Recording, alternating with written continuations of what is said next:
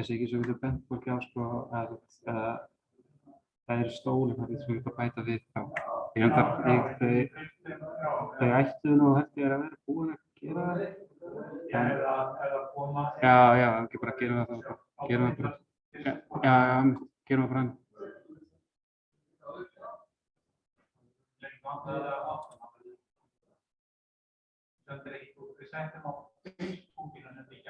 Já, ég sá það. Ég var búinn að gera einhvern viðburð en þá fínt að ýta við þér sko.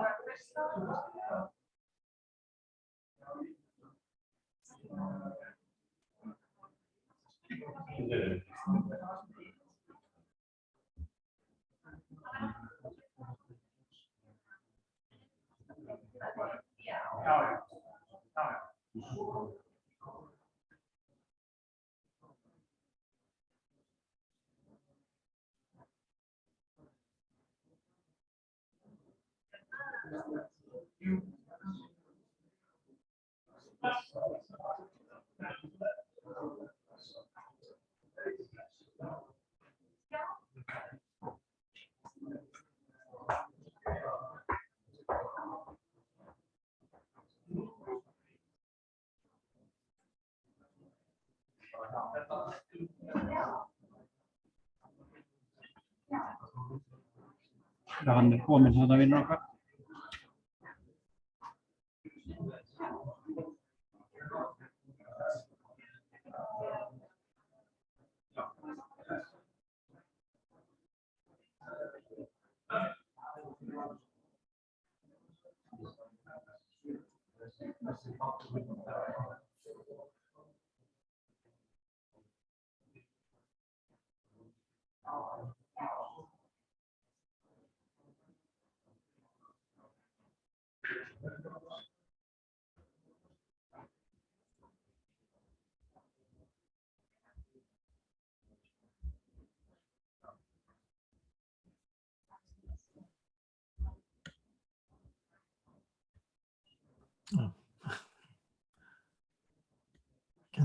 Can you hear me?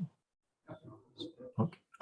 I can't hear you, but I'll try to. You can't hear me? Can you hear me now? No, yeah, let me see. I'll try.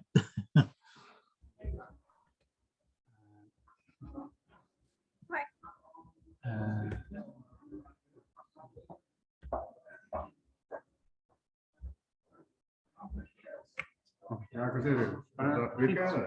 Já. Já, þetta ekki þjóðin.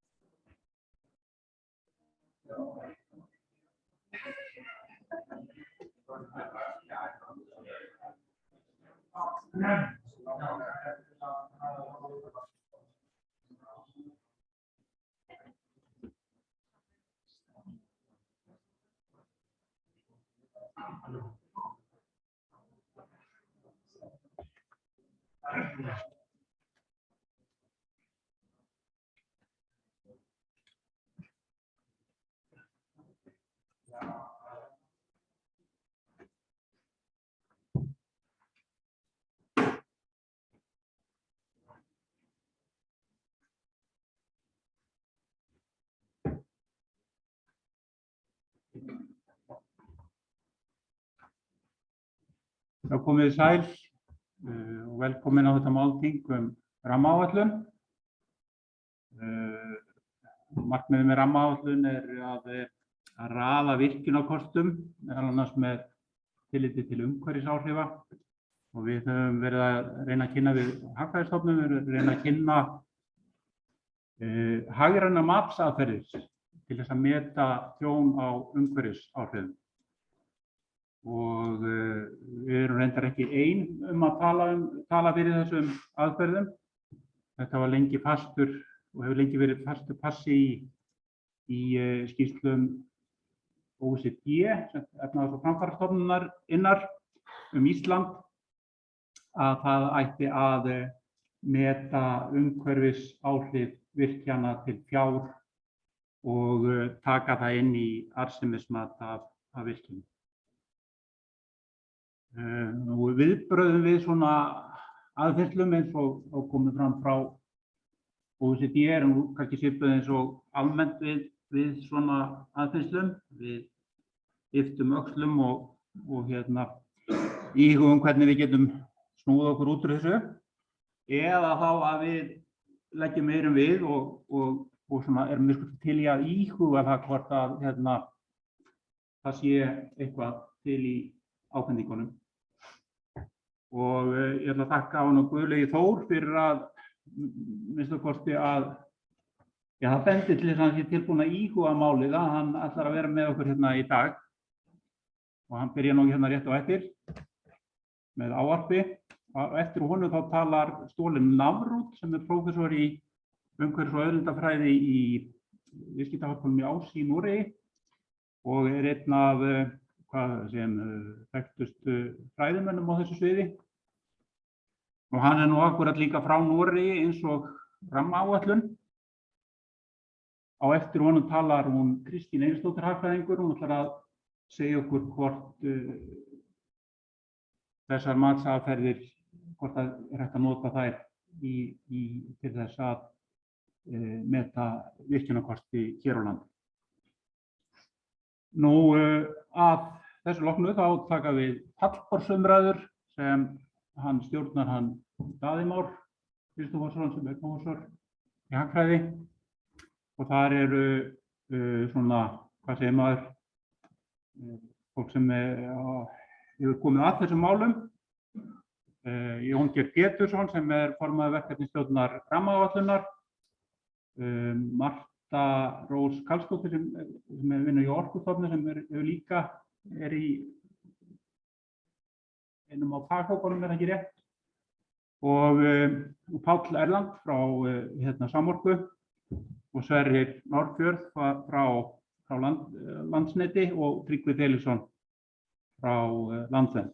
En þá vil ég fyrst bara bjóða ráðherrann velkomin í pontu. Guðlaugur Þórs.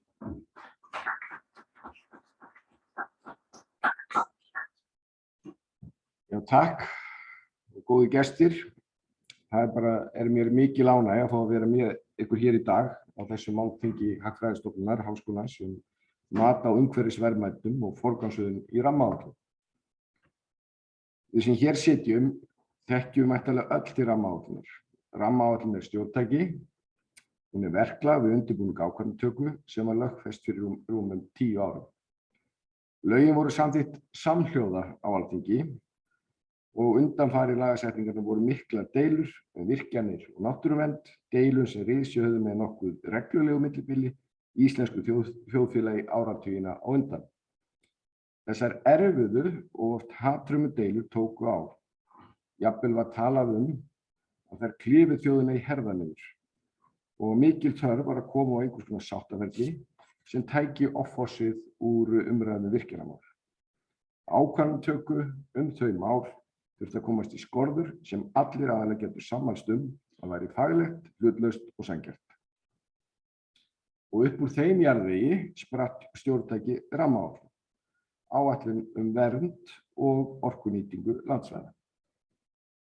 Hver svo staða núna, áratug síðar? Hefur stjórntæki rammaáætlun skilað tilætluðum árangri? Þegar stórt spurt gott að eiga ykkur, fræðafólkið sem þrautþjálfað í að spyrja Daði erfiðu spurningana og leita kerfisbundins svara. Það sjálfsagt mikið tilefni í hvern maður spyr hvert svarið við spurningunum verður. Spyrjið fræðafólkið og svarið gæti orðið eitthvað á þá leið að ramminn hafi skilað rannsóknum og mikilvægi þekkingu og náttúrufari orkusvæða, samfélagslegum áhrifum orkuframkvæmda og áhrifum þeirra á aðra nýtingu lands, til dæmis ferðaþjónustu og hlunnindi. Þegar spyrjið pólitíkus, svarið hugsanlega nei. Að ramminn hafi ekki skilað því sem til var ætlast. Það ákvörðun nýtingu orkuauðlinda og verndun landsvæða sem búið við slíkum auðlindum.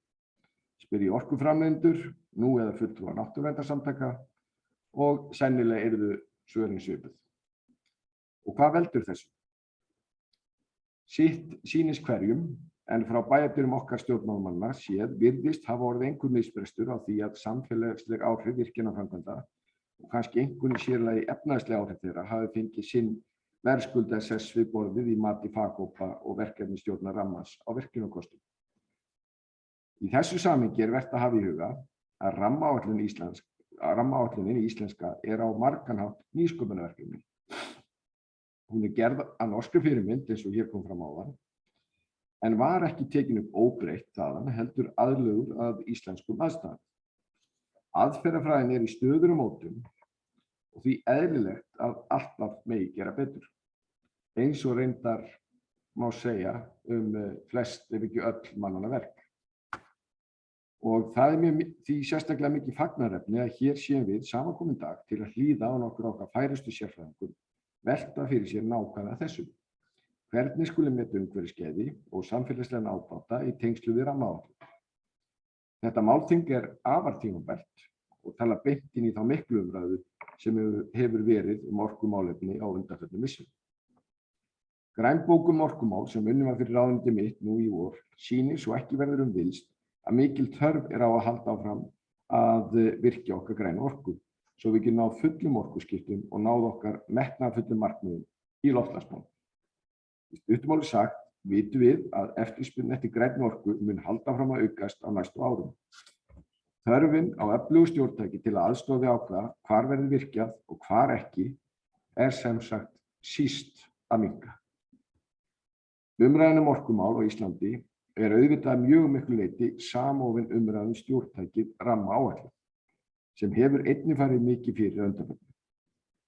Samkvæmt stjórnarsáttmála á að endurskoða lögin rammaáætlun og á vettvangi Alþingis til meðferðar tillögur verkefnisstjórnar 3. áfanga áætlunar. Verkefnisstjórn 4. áfanga vannst ekki tími til að fullgera tillögur sína flokkun virkjunarkosta en lét drögin í hendur nýrrar verkefnisstjórnar. 5. áfanga, sem skipað var fyrir rétt rúmi ári síðan. Sú verkefnisstjórn hefur þegar látið til sín taka í opinberri umræðu, en hún boðaði til opins kynningafundar sem haldinn var í gær.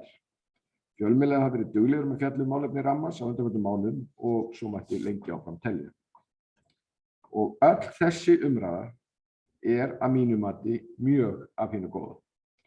Umræðan getur verið erfið og hún getur verið áköf, en hún getur einungis hjálpa okkur áfram á þeirri vegferð að ná sátt nýtingu landsins gæða.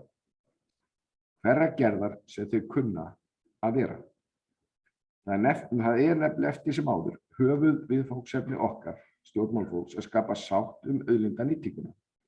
Það á endanum okkar að tryggja að jafnræði ríki milli verndunar náttúrunnar og nýtingunnar. Við verðum að losa rammaáætlun úr þeim lás sem hún verið í undanfarin ár og við verðum að ákveða hvernig við viljum haga þessum málum í framtíðinni.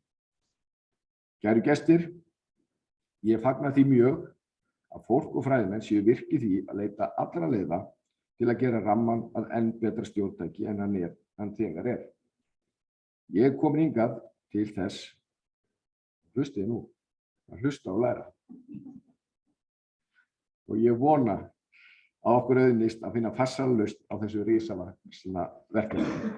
Takk.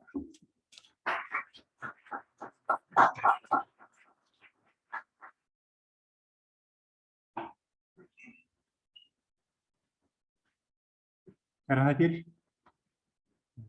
Þá komið að næsta ræðumanni sem Ståle Navrud. Hann yfir svo að fólki hérna í salnum sjáum við. Já, það ekki betra. Þannig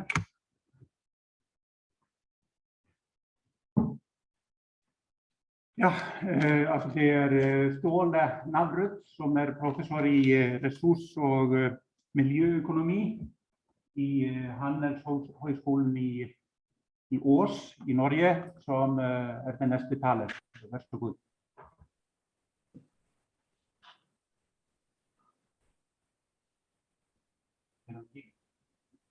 Ja, god dag fra Norge. It's not the verdict from the Norwegian jury in the in the European Song Contest, but I will try to first thank you for the invitation to let me talk about what we've been doing in Norway on valuing the total social costs of energy production, including these difficult to value environmental impacts. So I've structured this talk into giving you some background and then some examples of actual studies that we've done, looking at both the environmental costs of hydropower and also from wind power.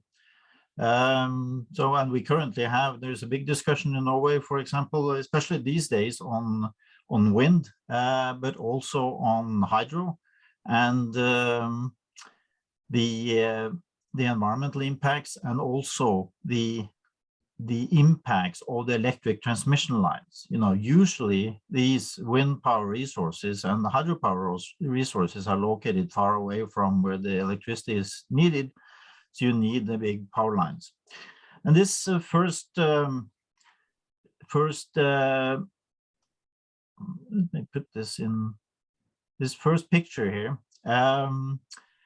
Is a famous painting in Norway, but modified a little bit by the protesters to the transmission line crossing the second largest fjord, or part of that fjord in Norway, the Hardangerfjord on the west coast.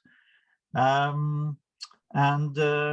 think this is some of the problems when the protesters show the impacts to be a little bit more than it actually is. What we set out to do as economists and environmental economists is to try to give an objective description of the environmental impacts and then look at people's preferences for avoiding those impacts, and in this way measure what the welfare loss would be if you built the power lines or the hydropower plant or the wind power. I should also say that it's of course possible to modify some of these developments so that environmental impacts are less and that the welfare losses are also less. And in this case here, one option was, of course, then to put the overhead transmission lines. This is a high voltage line, to put them into the fjord as submarine cables, but that's more expensive. So the big question here was, would people be willing to pay more in electricity on their electricity bill to avoid the negative landscape aesthetic impacts of these high voltage power lines, and instead put them into the fjord so that they wouldn't be visible, and also wouldn't have any impacts, for example, on birds in terms of collisions with the power lines. So there's both biodiversity and landscape aesthetic impacts connected to this. The reason why we do these studies in Norway is for ranking projects in cost-benefit analysis of, which power projects to build first. The same for transportation, also for environmental measures, for example, to reduce air pollution, both local air pollution and also greenhouse gas emissions. So I'll talk a little bit about how we actually integrate environmental valuation into our cost-benefit analysis and use that as a decision support tool, both in the energy, transport, and environmental sectors. Social costs of energy, yes, the costs to build energy, to develop energy and the transmission lines. But there is also, that's the pure investment and production costs, but there are also environmental costs that have to be included to get this full social cost. And the tool we use to look at this in economics is to apply what we call a damage function approach, where we kind of look at the environmental impacts and then their economic value. And this damage function approach have, of course, been used for a long time to value external costs, so mainly environmental and health costs from air pollution, from fossil energy sources, whereas for renewable energy, not so much air pollution, or at least not from the production, maybe from the materials that go into producing, concrete and also the wind turbines, if we talk about wind power. But there are more direct ecosystem service impacts. So then we need to widen the damage function approach to also include these ecosystem service damage costs. So I'll give you 3 examples. This transmission line project I just started with, a hydropower project, and also then a wind power project. And then try to give you some conclusions from our experience and recommendations for what we're doing both in Norway and what I think would be worthwhile to also do in Iceland. Then in Norway, there are manuals for cost-benefit analysis. There is guidelines for cost-benefit analysis from the Ministry of Finance, which is, of course, then the overall guidance. And then there is a circular R109, which is on the cost-benefit analysis principles and very detailed requirements for how these analyses should be performed, with, for example, lists of social costs of carbon for valuing CO2 emissions, value statistical life if you have impacts from air pollution, and of course also, if you do in the transport sector for traffic safety, and also for emissions, so the local air pollutants, also in terms of the environmental impacts, and for noise, and there is also a list of environmental impacts that have been valued. But there are some environmental impacts that have to be valued, which are quite site-specific, depending on the project, and that includes some of these renewable energy projects and have to be valued case by case. Or as we've done in some cases, in here on the sectoral guidance for cost-benefit analysis, We actually performed for the National Coastal Administration a set of different studies around the country to come up with how people value the benefits of avoiding oil spills from ships, and also the benefits that people saw in cleaning up contaminated sediments in harbors. So these are basically heavy metals and chemicals. So that was done, representative studies all around Norway to come up with some kind of unit environmental costs that could be more easily applied in the cost-benefit analysis manual that the Norwegian Coastal Administration have for evaluation of their projects and ranking of their projects. And the same is true for the National Public Roads Administration. And also for the Energy Directorate in Norway, there is a guideline on cost-benefit analysis. When it comes to the valuation of ecosystem services, we have had a committee that looked into this on which is the name you can see there, Naturens goder, om verdien av økosystemtjenester. So this is, how to value ecosystem services, and the overall manual then refer to this white paper here on the valuation of ecosystem services. And it concludes that the impacts on ecosystem services should be included and be considered along the other more direct economic impacts of projects.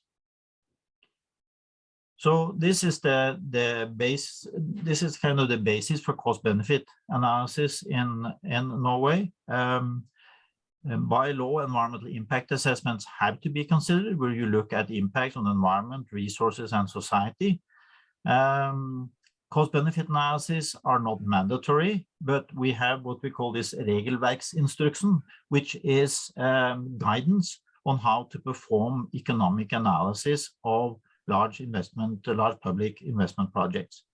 And that is the basis for using cost-benefit analysis, including environmental valuation.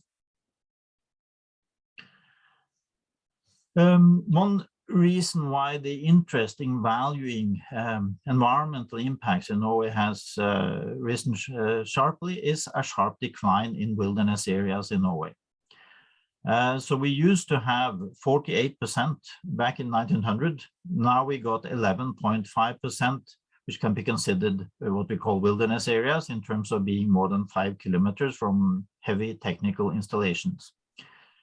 And if you look at the map here from 1900 to 2018, there is most of what is left is where people don't live.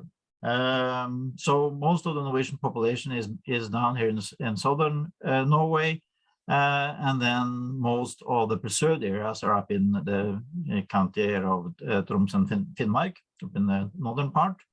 And the green big blob you see here is a national park, mainly mountainous areas with, so very large part of the area where people live has been developed, and there is an increasing pressure, both due to renewable energy production, but also for summer houses, cabins, both along the coast and up in the mountains, and road building, and also the transmission lines development.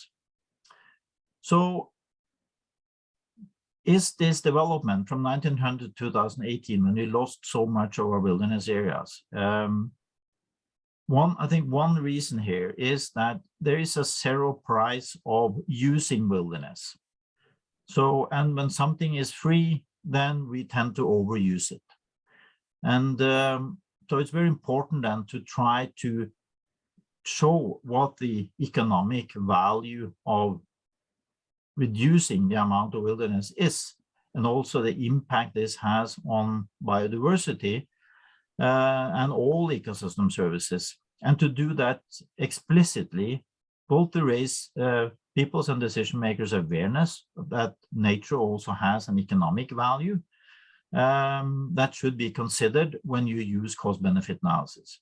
With the increasing role of cost-benefit analysis, which is a good decision support tool for ranking projects, we also need to include the environmental values so that our analysis fully reflect the full social cost to society of using nature for developments. So the way we as economists think of this is that we look at how, if we're going to have energy, we need energy production. There is of course benefits from electricity production, but there are also costs. So then we need to consider the full costs, and so we should consider both the private production costs and the external cost. So the external cost is mainly then impacts, if we're talking about fossil fuels, it will be impact from air pollution on public health, direct impact on ecosystem services, agricultural production, for example, ozone damages, corrosion of buildings for sulfur dioxide, cultural heritage damages, greenhouse gas emissions. For renewables, these external costs would be impacts on biodiversity. Hydropower typically would be impacts on fish from reduced water flows, and also impacts in terms of lost recreational opportunities, and the landscape aesthetic impacts.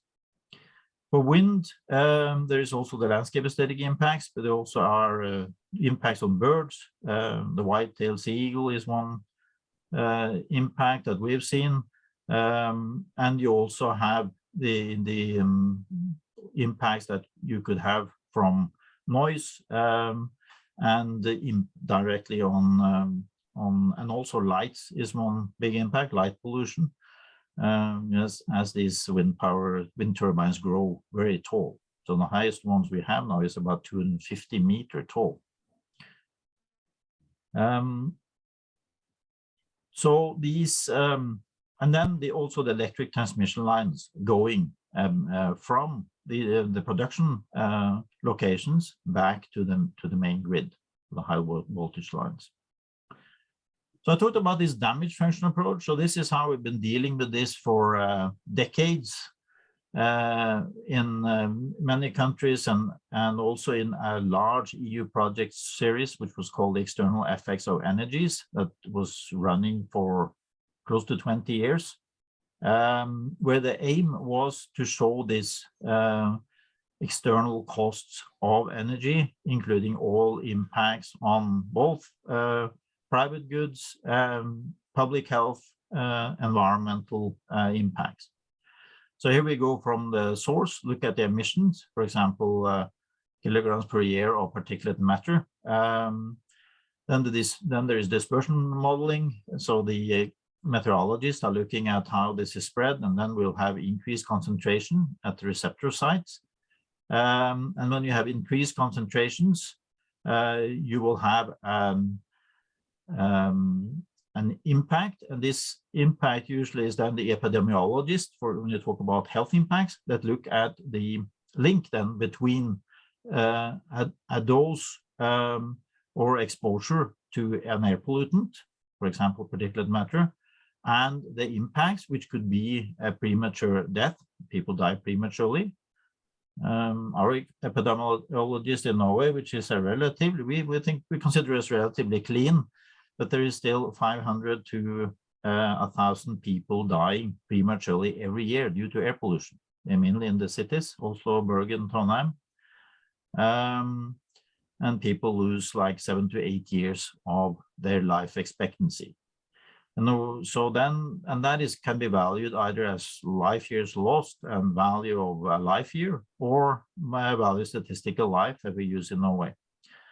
And then there is also morbidity impact, a lot of impacts from respiratory illnesses, and also cardiovascular illnesses have been linked, and there is a long range of illnesses that have been linked to high concentrations of, especially on the particulate matter and the nitrogen oxide. And then when we had this long list of the impacts, health impacts, but also, of course, environmental impacts and biodiversity impacts, then they're valued. And we now have values for very many of the illnesses. So this is also not only the loss to society in terms of lost productivity from being ill and lost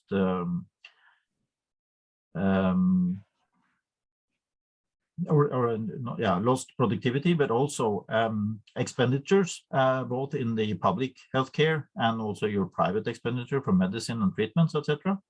And finally, also the welfare loss of being, so the loss in well-being that you have from being ill. The way to value these environments, there is a long range of methods that have been developed over decades and are improved a lot over time, I would say. So if you use studies that have been conducted a long time ago, you should be careful because we have improved the methods a lot. There are two types of methods. Reveal preferences. This is where we look at people's behavior and see how they value environment, for example, indirectly in their behavior. So one method here is hedonic price analysis, where we look at people's what people are paying for houses, and then look at what aspects of the house contributes to how much you're willing to pay for a house. And some of these factors, in addition to the kind of structural aspects of the house itself and the location, are environmentally related, like nice views, not being close to transmission lines. We know that transmission lines will reduce the house price. Noise also is a big impact on house prices. So what we do here just to collect data on house prices in all aspects of the house, and then we try to then derive values through our econometric analysis for each of these environmental aspects. So some recent studies we've done is to look at blue-green structures. So having lakes or forests with recreational opportunities, but also having nice landscape views, we know will have a big impact on house prices, and this reflects the well-being that people have from that aspects of their house. We also have these, another one here is the direct real preference on the replacement costs. We look at how much does it cost to replace the ecosystem service that you lost. For example, if you run a road through a wetland area which has high biodiversity, but also has a cleaning capacity, then you could look at what would it cost to build wastewater treatment plant with the same capacity as the ecosystem service of water cleaning that the wetland provided. In addition, there are other ecosystem services, of course, that have to be done. The most famous example of this is, of course, to look at the pollination services that bee provide us with, and look at if we had to go and do this manually ourselves, go around and be the pollinator of the flowers. That would be very time-consuming and could be valued just multiplying the amount of time we use to replace the bees with the wage costs. And those calculations have been done and show tremendous high costs. So this is a good way of showing what kind of services nature actually provides us with.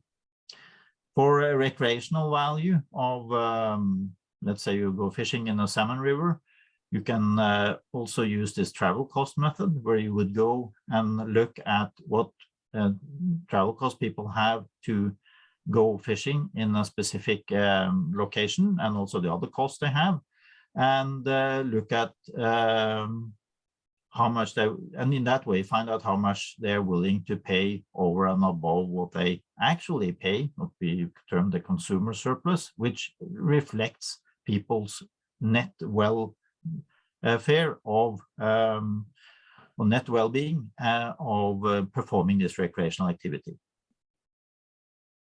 So that demands some data on the visitation rate and also on the travel costs, and also the availability of substitute sites where you could go fishing, and also substitute activities, so that you also take into account that, you know, if you couldn't do this, you could do something else. So you get a net loss in recreational value. So this is reveal preference. So we kind of reveal what people are willing to pay for environmental goods through their behavior in markets for other goods. It could be, you know, properties, transportation, like in hedonic pricing and the travel cost method. But we also usually we have to make assumptions about, for example, when people buy houses, that they had perfect information about all the aspects of the house when they bought it, so that we know they were paying for all the aspects. That might not always be the case. So instead of making those assumptions, there is the other type of methods, which is called stated preference, where you use surveys. These days, mainly internet surveys, but you also do in-person surveys where you interview people on site, for example, recreational areas. And either ask people more directly in contingent valuation about their willingness to pay. And I'll show you an example of that later on. Or you could ask people to make choices between alternative developments which have different costs to them, to find out through their choices what they would be willing to pay to get an alternative where you avoid some negative environmental impacts. So all these methods included, you know, market prices. Of course, if you have impacts on agriculture production from ozone, for example, then you would use market prices. Or if you have impacts on commercial fisheries, you could use market prices. So all these environmental valuation techniques and then the market price data can then be used to assess the impacts of producing 1 kilowatt hour of electricity from different energy sources. And here you have that kind of table of the environmental costs of different energy sources. You have countries down here, and then you have on the left side, and then you have the different energy sources. There's coal and lignite, peat, oil, gas, nuclear, biomass, hydro, PVs, photovoltaics, so solar energy, and then wind. Not all impacts have been valued for all these energy sources, so this should be considered as subtotals. So don't look so much on the numbers. These are old numbers by now. It is more to compare. So look at the relative. So of course, coal and lignite and have the highest environmental costs. Then you have oil, which is about the same as coal for many countries. And then gas is a little bit better, of course. Nuclear, those are expected damages, so not really taking account of risk aversion towards nuclear accidents. Biomass, so now we're getting into the renewables, and biomass, hydro, photovoltaic, and wind have much lower environmental costs. One thing that drives the value for air pollution, which is, you know, when you build renewable energy, and instead of a fossil fuel plant, you would avoid loss of life. So I'm just showing you this just to so that you can understand that we have in Norway, to get value statistical life into the cost benefit analysis, we have performed studies specifically for Norway, which increased the value statistical life from about 10 million Norwegian kroner for so that is the value, the avoided welfare loss of one person dying before their life expectancy, which is in Norway varies between 82 to 84 years.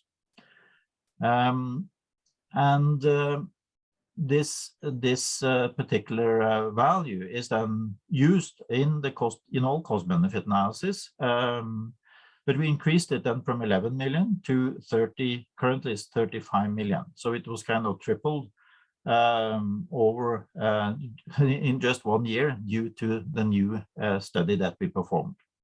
I should say that in Denmark, they when they saw this, they came after us and said, no, we have to do this in Norway, the same type of study. Because our physical life is also low.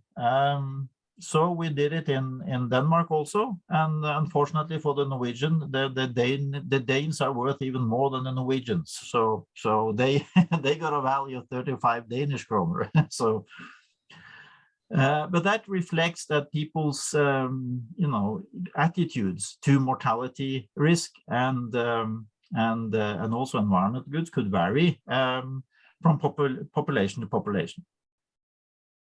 So one way of doing this is to look at what wage premium that people demand to take on a riskier job by analyzing, just the same way we did for properties. So how wages could vary with the risk of having a fatal accident at work.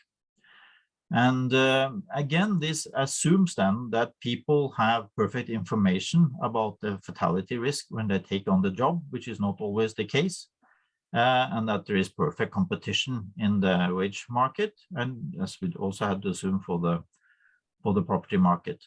And when you get these numbers, they of course only reflects the preferences of the workers and not the overall population. So another way of doing it, and this is what we did in Norway, is to ask people their willingness to pay for a program or project that reduce their risk of dying prematurely from, let's say, 10 in this case, 10 in 1,000. So if there was community with 1,000 people, then 10 people would die there over a 10-year period. And then we would have a program that would reduce the risk. For example, this could be reduction in air pollution or some traffic safety program. And then it would not be 10, but it were 9 of those 1,000 people that would die prematurely over this 10-year period. So that is a risk reduction of 1 in 1,000 over a 10-year period. So the annual risk reduction is then 1 in 10,000. So this means that if you had a town of 10,000, there would be 1 person less dying prematurely due to, let's say, traffic safety program or air pollution. This is difficult. This is the challenge for people to understand what 1 in 10,000 is in terms of reduced probability of dying prematurely. So just as it can be difficult to show people that it's what is the environmental impact. So this is mortality impact. So we know at least what the impact could be, but the challenge here is the probability. So this is 1,000 grid cells, and then the 10 blue dots here is the people that die prematurely. If you look at this diagram, it looks a little bit like a big probability. If you stack them together like this is exactly the same number, 10 blue grid cells. But it looks more here than here. So what we did is to show both these. So this random, who will die prematurely. And but this is the same probability, and then there is a reduction in that risk from 10 in 1,000 to 9 in 1,000 over a 10-year period.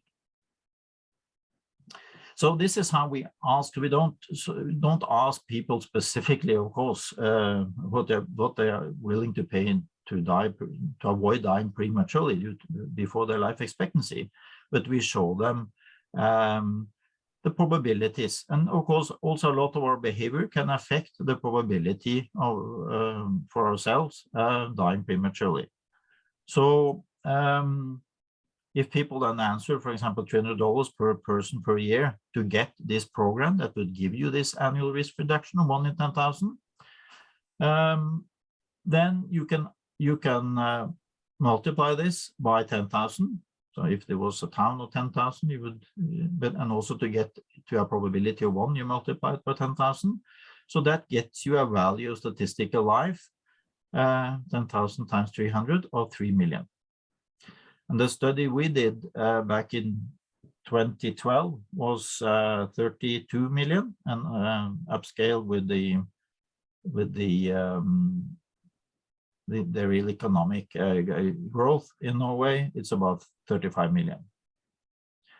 And children are valued twice as high because parents, this is also in the same study, and this is the same we find both in the US and in many European countries, that avoiding a child dying prematurely through traffic safety measures, or also air pollution, which can also affect the young ones,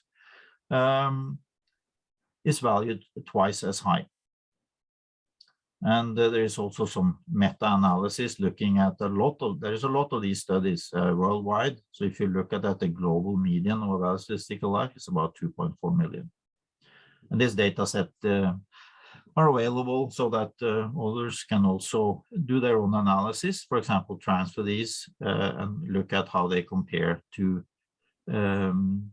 studies they do in their own country. The fjord landscape overhead lines is a big something that could give big impact. So we have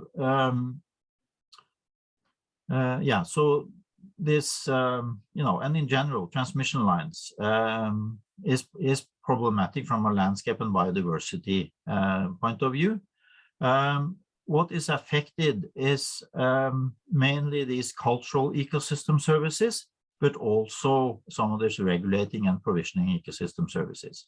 So this is basically recreational and aesthetic services and what we call non-use values, that people would like to avoid these impacts even if they don't use the area. So this is the existence values and the bequest values, what you're willing to pay to avoid it even if you don't use it, and to pass this let's say wilderness area without the power lines on to future generations.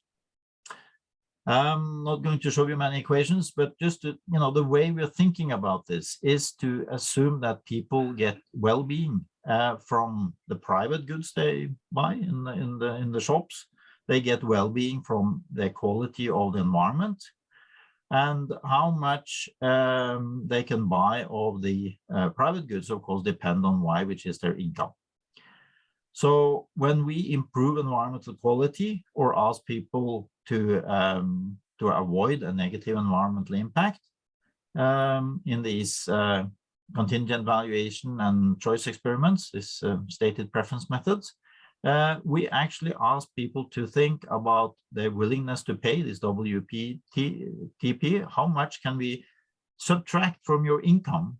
So how much are you willing to pay for you to go from a low environmental quality to a high environmental quality and still have the same level of utility well-being as you had in the original state with the low environmental quality. So that's the kind of welfare theoretic basis, that we try to measure people's well-being and their welfare by saying that yes, much of nature is free, but we want to find out, if you had to pay for it, how much would it be worth to you to get this environmental quality, which means you would have less money to use on private goods.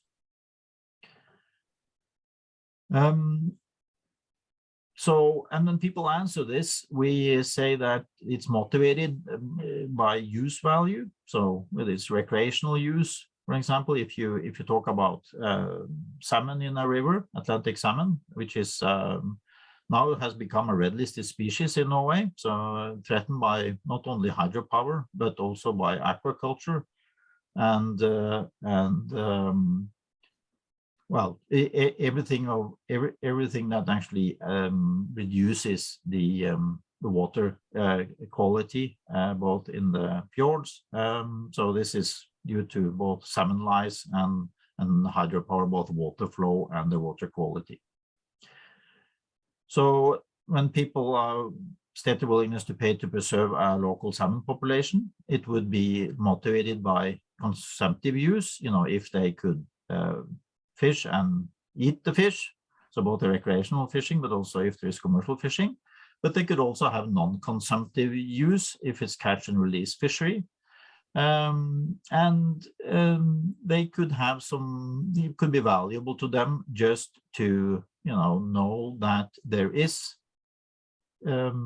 salmon in this river, so that they could pass on that to future generations. So that is this non-use values or existing beak cost values. So that's what we call this total economic value, that it captures both use values that people have from the salmon and the non-use values.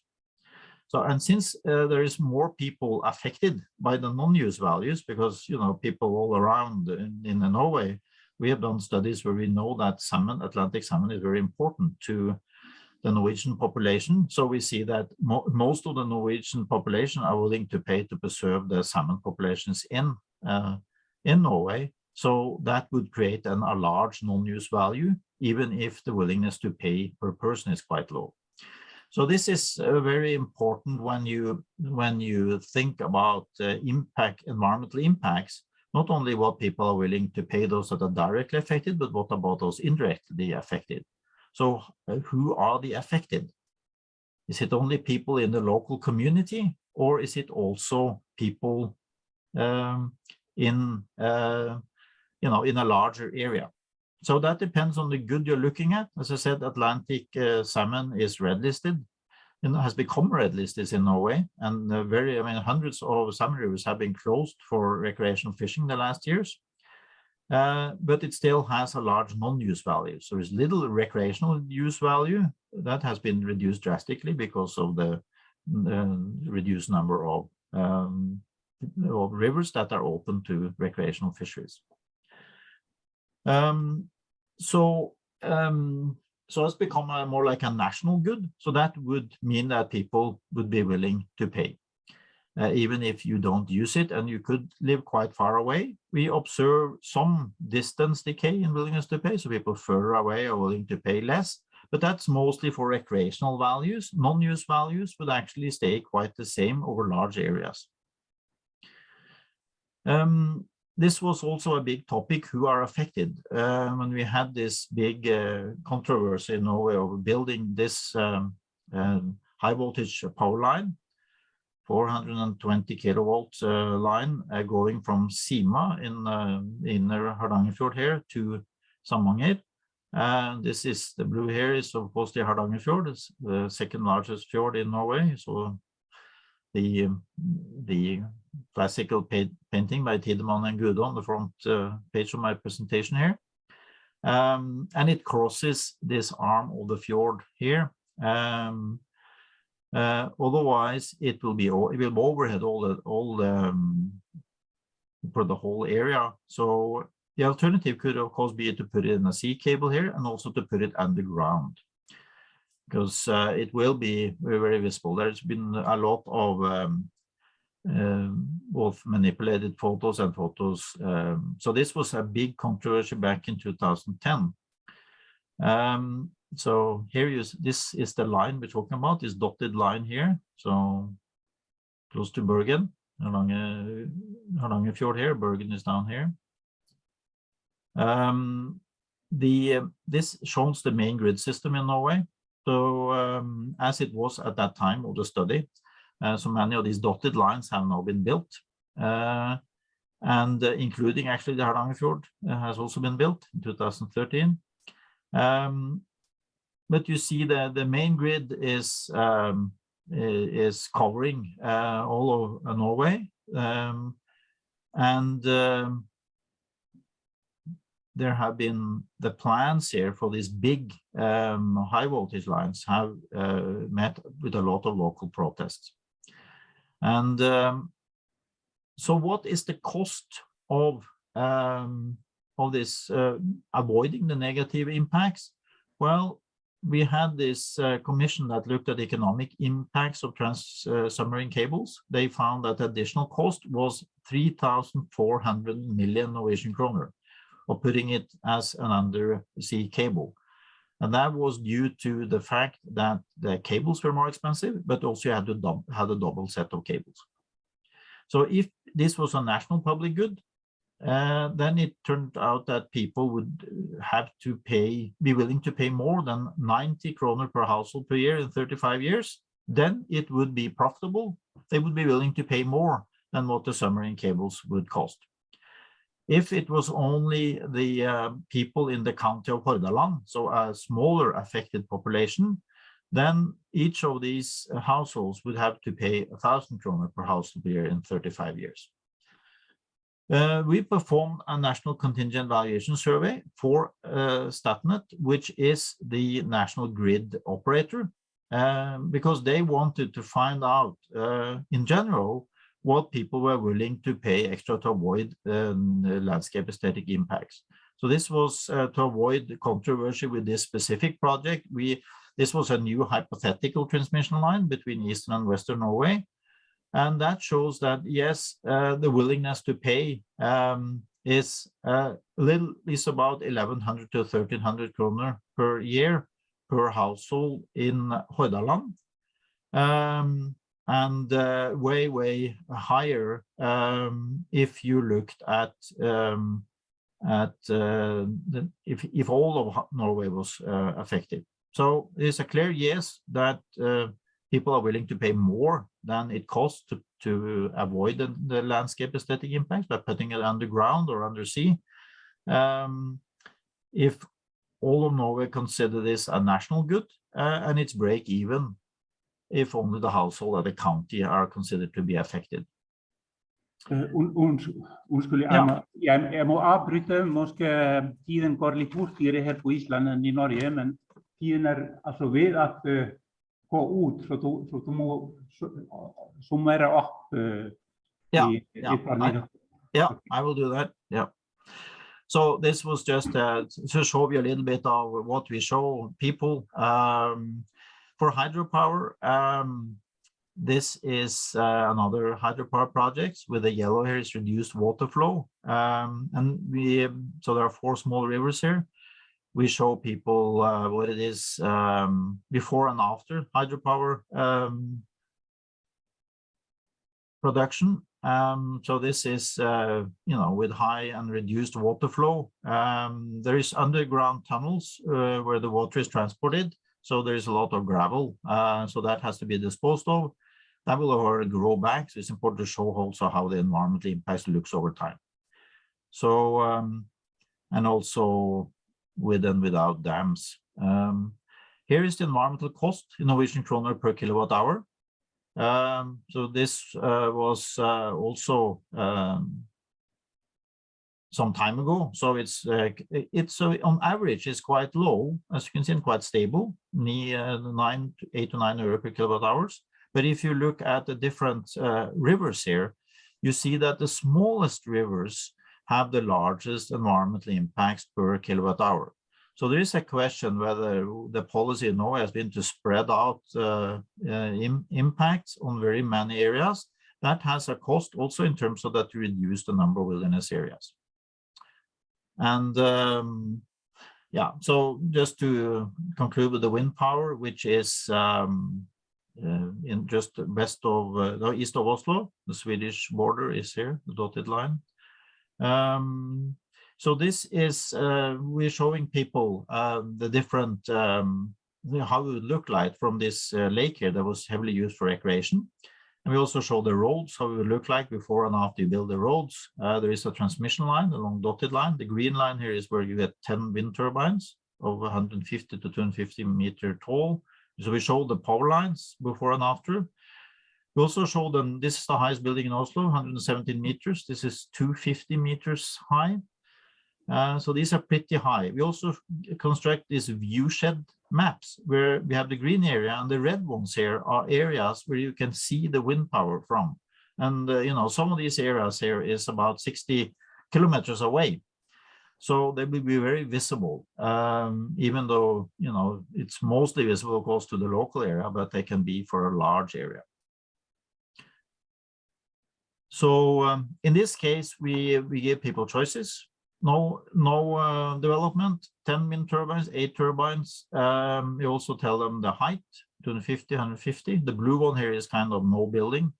The yellow ones are developments. We show them whether there is power line overhead or in the forest, and and in this case, we ask people, this would be the annual reduction in municipal charges, since they're local. So this is a willingness to accept compensation. So, what would they be willing to accept in compensation to allow the wind power project to be built? We also ask them the opposite way. There is a lot of these valuation studies worldwide. There is about 5,200 in Norway, in the worldwide, 5,200. We have about 110 in Norway. But still there is a need for new original state-of-the-art valuation studies that are constructed to provide these unit values that can be used in cost-benefit analysis, and also for use in design of other policy measures. So in Norway, there's a discussion now going on whether we should have what we call a nature tax, just like we have CO2 quotas and CO2 taxes. So using nature should have a tax, and to be able to come up with the right level of those taxes, then you need to find out what the negative welfare impact are from using nature for developments. So yes, we should produce electricity with minimum social costs. So add both the private production costs and these external costs. Include all these ecosystem services. Also include if there are external benefits. So, for example, higher security of supply. So we also done studies of that. So there's not only cost, but there are also some benefits. And as you can see, renewable energy sources, even though if fossil fuel sources have high environmental costs, renewable energy sources also could have very high external costs. And for the wind power discussion, getting the wind power from land out to sea, even though it's much more expensive, especially in Norway, is now something which is high on the political agenda just recently. So I think that's, and the reason for that is also that the cost of wind energy on land is high. And now I'm talking about environmental costs. So again, look at the total costs and consider averting measure or environmental designs that can avoid some of the negative environmental impacts. It's a good thing to do, to look over the project to see if something can be done. So there's not just build or no build. And one very important thing, which we have seen over time, is that value of environmental goods, and that means also the negative environmental impacts, increase over time, both due to the scarcity of wilderness areas. As you saw, there's something gets scarce, it gets more valuable, and also people have increased real income over time, and we also see stronger preferences for environmental protection over time. All these three things contribute to increased value of environmental goods over time. So when you do cost-benefit analysis with long-term impacts, you need to also take into consideration that these values, even if that you find today, might have a much higher relative value over time. Yes, thank you very much. I was so sorry to use more time than allocated, but I hope this gave you a glimpse of what we have been doing in Norway on the external cost of electricity production and transmission.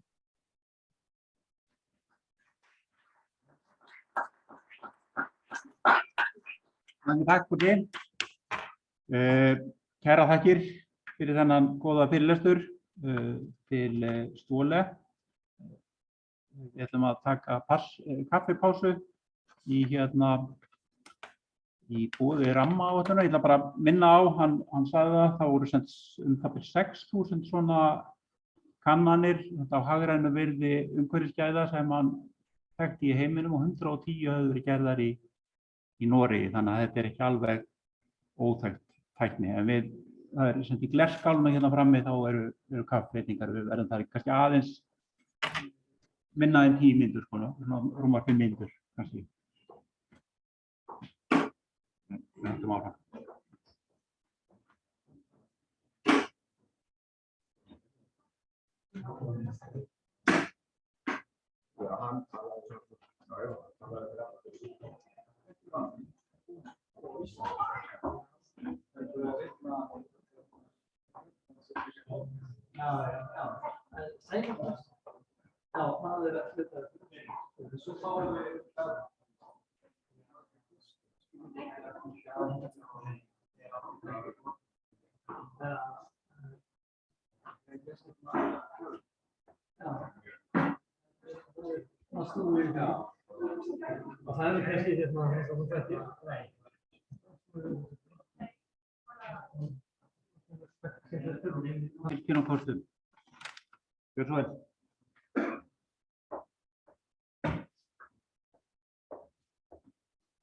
Góðan dag og takk fyrir að koma í dag og vera með okkur og hlusta á það sem að við höfum fram að færa.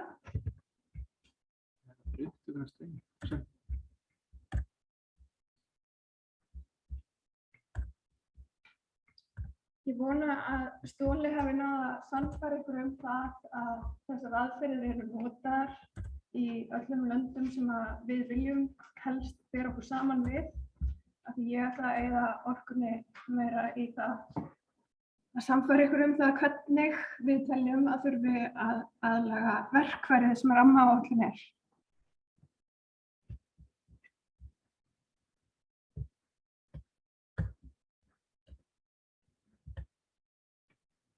Hvað skiptir máli í ykkar lífi?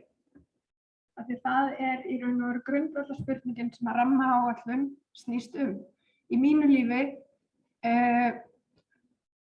þá get ég sagt við ykkur að það er fjölskylda, það er heilsa, öryggi, alls konar öryggi að hafa aðgang að hreinu vatni, hafa aðgang að raforku. Heimilið mitt myndi ekki virka ef ég hefði ekki rafmagn. Vissulega tekjur, þær endurspegla möguleikana mína til þess að kaupa mér vörur og eitthvað sem ég þarf á að halda og sem ég langar í. Þær endurspegla möguleikana mína til þess að geta ferðast, til þess að geta upplifað hluti sem að mig langar að upplifa, hvort sem það er á Íslandi eða erlendis, hvort það er á höfuðborgarsvæðinu eða út á landi. Atvinnumöguleikar skipta mig máli. Það skiptir mig máli að geta unnið við eitthvað sem að mér finnst gaman og það sem að mér finnst ég hafa eitthvað fram að færa. Kerfin okkar sem við búum í samfélaginu hafa áhrif á það. Skólakerfið skiptir mig máli þó ég sé að mestu leyti hætt að nota það.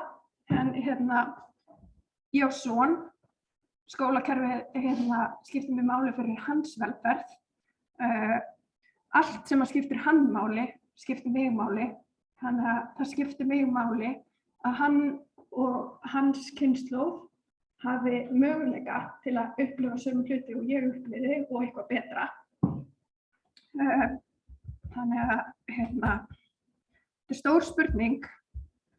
Hún vissulega samræmist því sem að við erum að takast á við í rammaáætlun. Og þá er svolítið lógísk næsta spurning að spyrja hvað er verðmætt? Af því það er það sem að rammaáætlun er falið að skera úr fyrir okkur.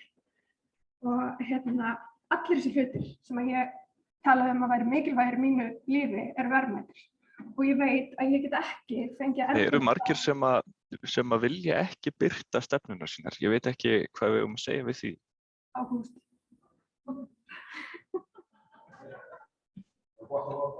Já.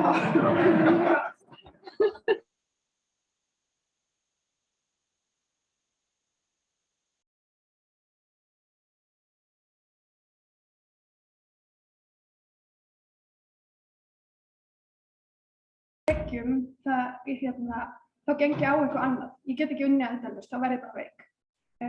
Ég get ekki sagt að við eigum að vernda alla náttúru.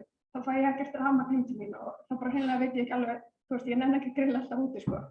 Þannig að ég veit að ég þarf að velja og fórna og það er þessi fórn og hvernig ég er tilbúin til að skipta á hlutum sem eru mjög mikilvægir, sem er verðmæti.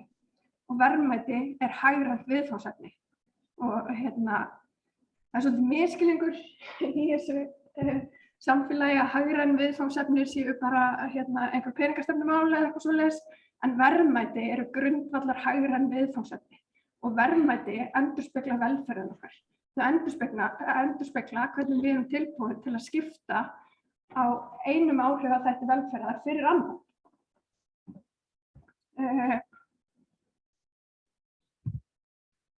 Þannig að verðmæti eru alltaf hlutfallsleg. Það er rosalega erfitt að ímynda sér eitthvað sem er ekki hlutfallslegt. Ég veit að það eru sennilega einhverjir ósammála mér, en þetta er svolítið svona eins og við tölum í hagfræði, bara there's no such thing as free lunch. Það er alltaf eitthvað sem þú þarft að fórna til þess að halda einhverju eða fá eitthvað.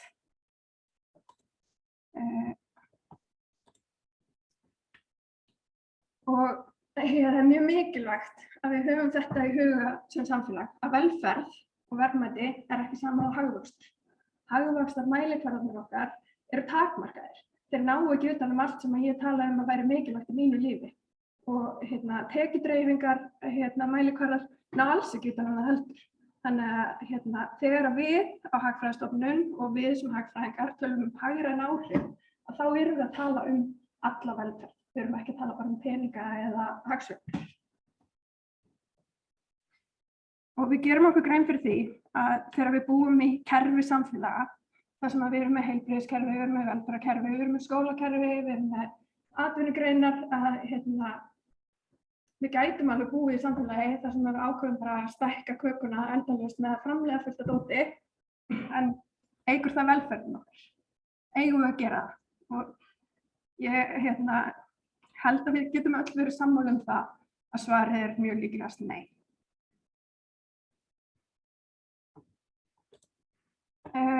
Þá erum við komin að þegar við erum búin að átta okkur á því að velferð er verðmæti og rammaáætlun snýst að vega saman mismunandi velferð og verðmæti.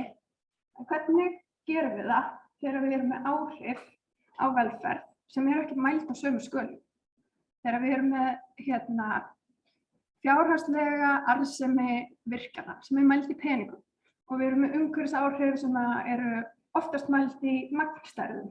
Áhrif á fjölda fugla eða stærð stofna eða eitthvað svoleiðis.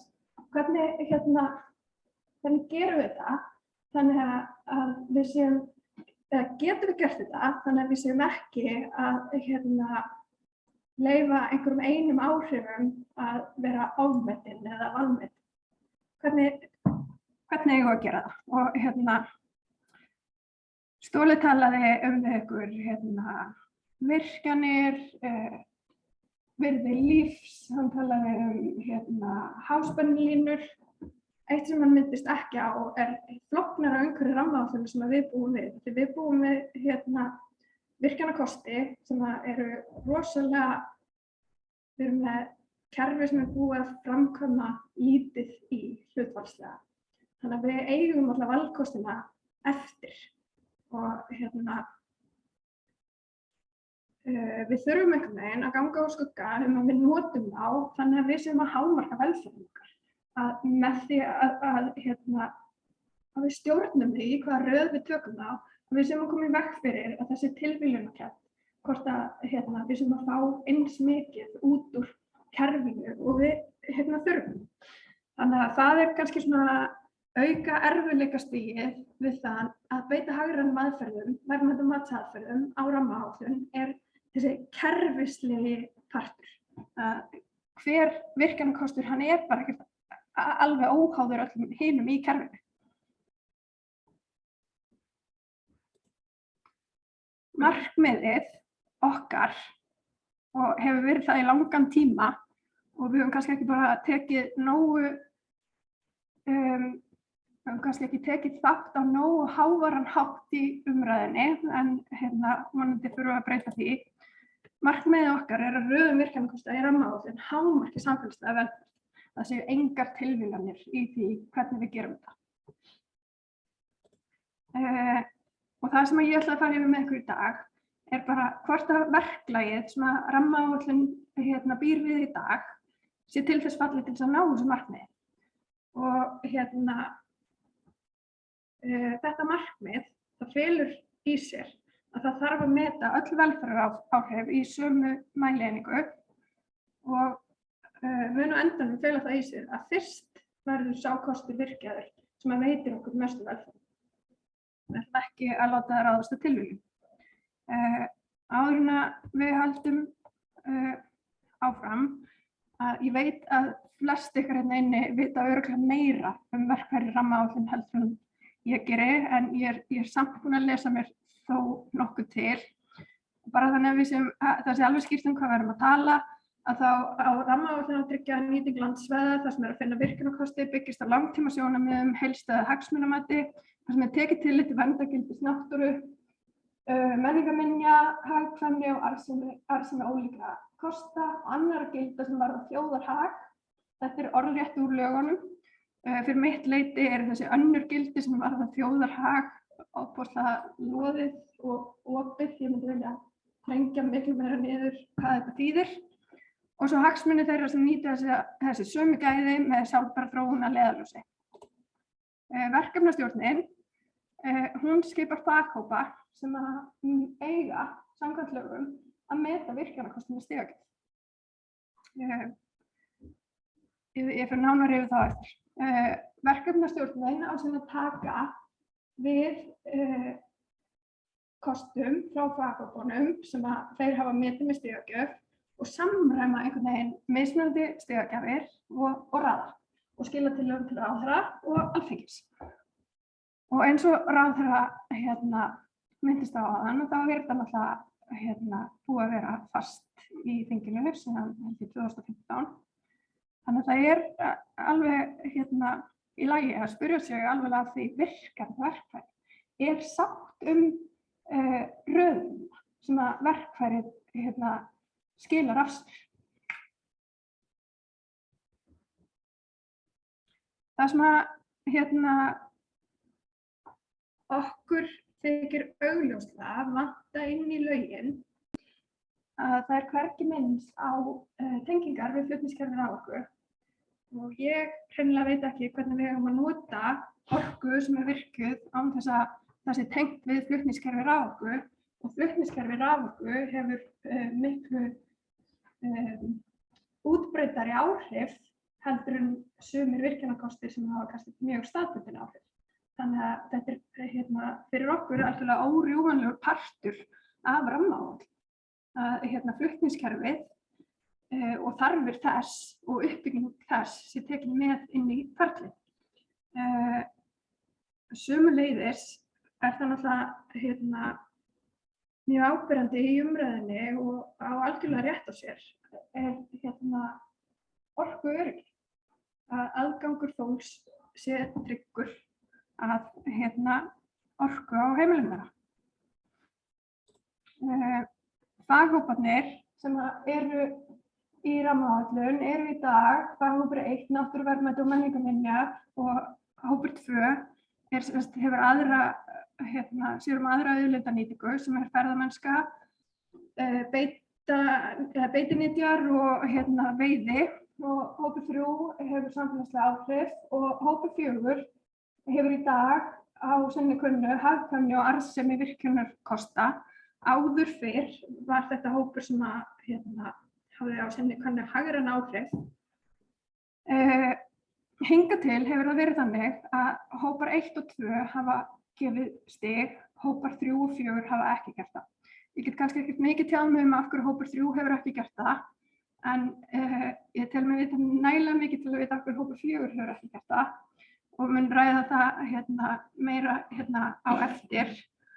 Og maður heyrir það í umræðinni Alveg sama hvort það innan rammaáætlunar, innan stjórnkerfisins, alveg sama við hvernig maður talar, að það er svona svolítið hort þannig á málið að þessi hnútur sem í gangi sé hóp 3 og 4 að kenna.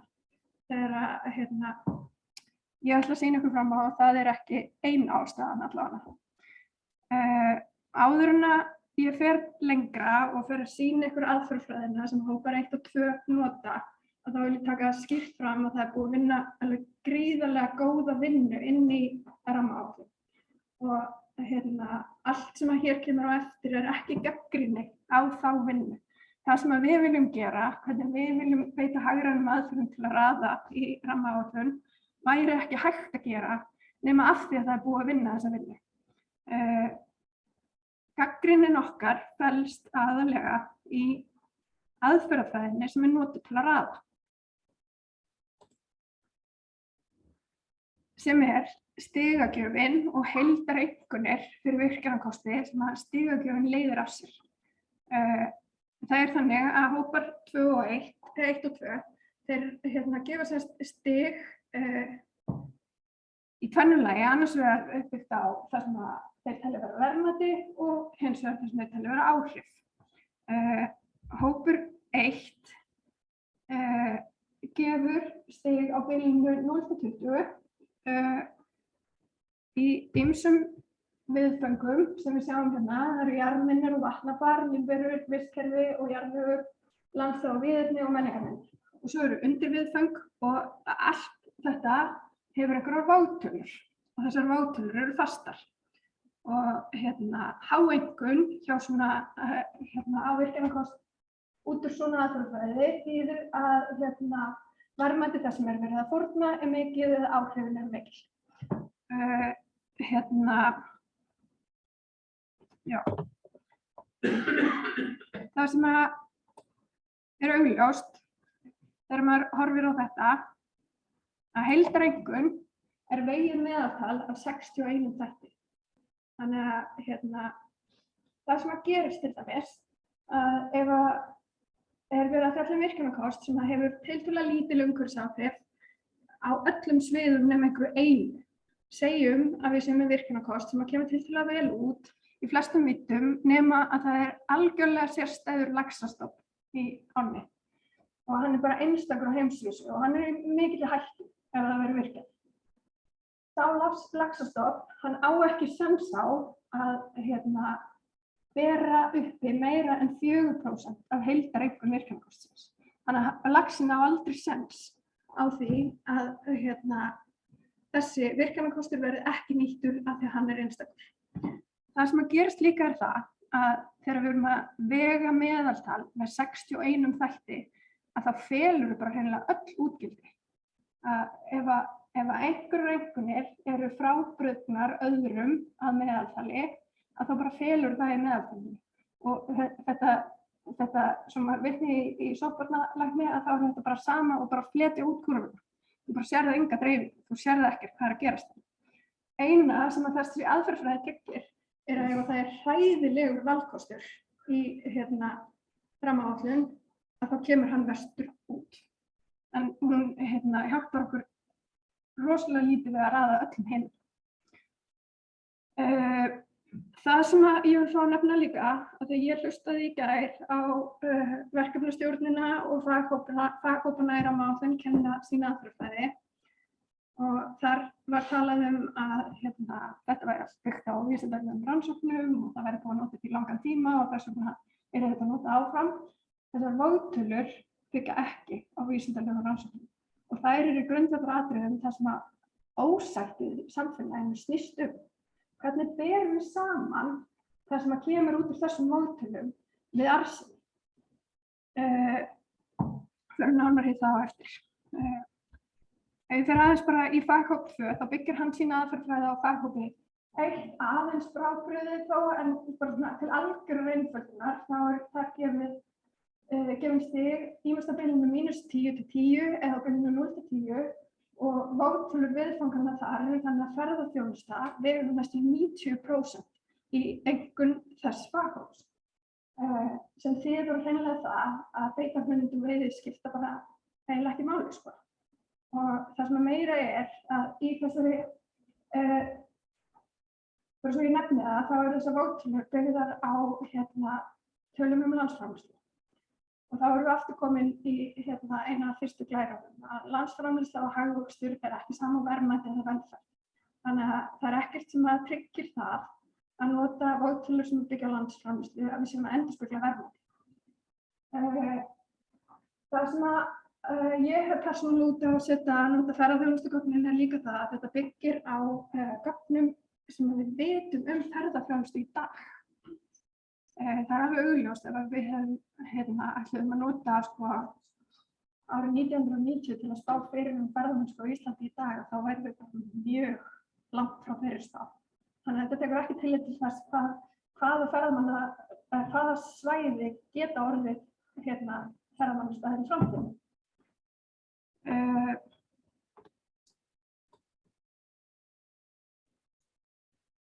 Og það sem tiltölulega augljóst líka að við eigum á einhvern hátt við þessar vótölur, ef við hreyfum við vótölunum, þá breytum við bara allir röðinni. Svo þýðir líka það að við getum sjálf valið fyrirfram röðina sem við ætlum að velja með því að eiga við vótölur. Og það það sem við meinum þegar við segjum að röðinin sé tilviljun. Til að sýna ykkur að þá þetta það sem samanburðurinn. Þetta reyndar gamlar tölur frá Orkustofnun sem ég gerir ráð fyrir að faghópur 4 muni uppfæra og bæta töluvert mikið sem bara frábært.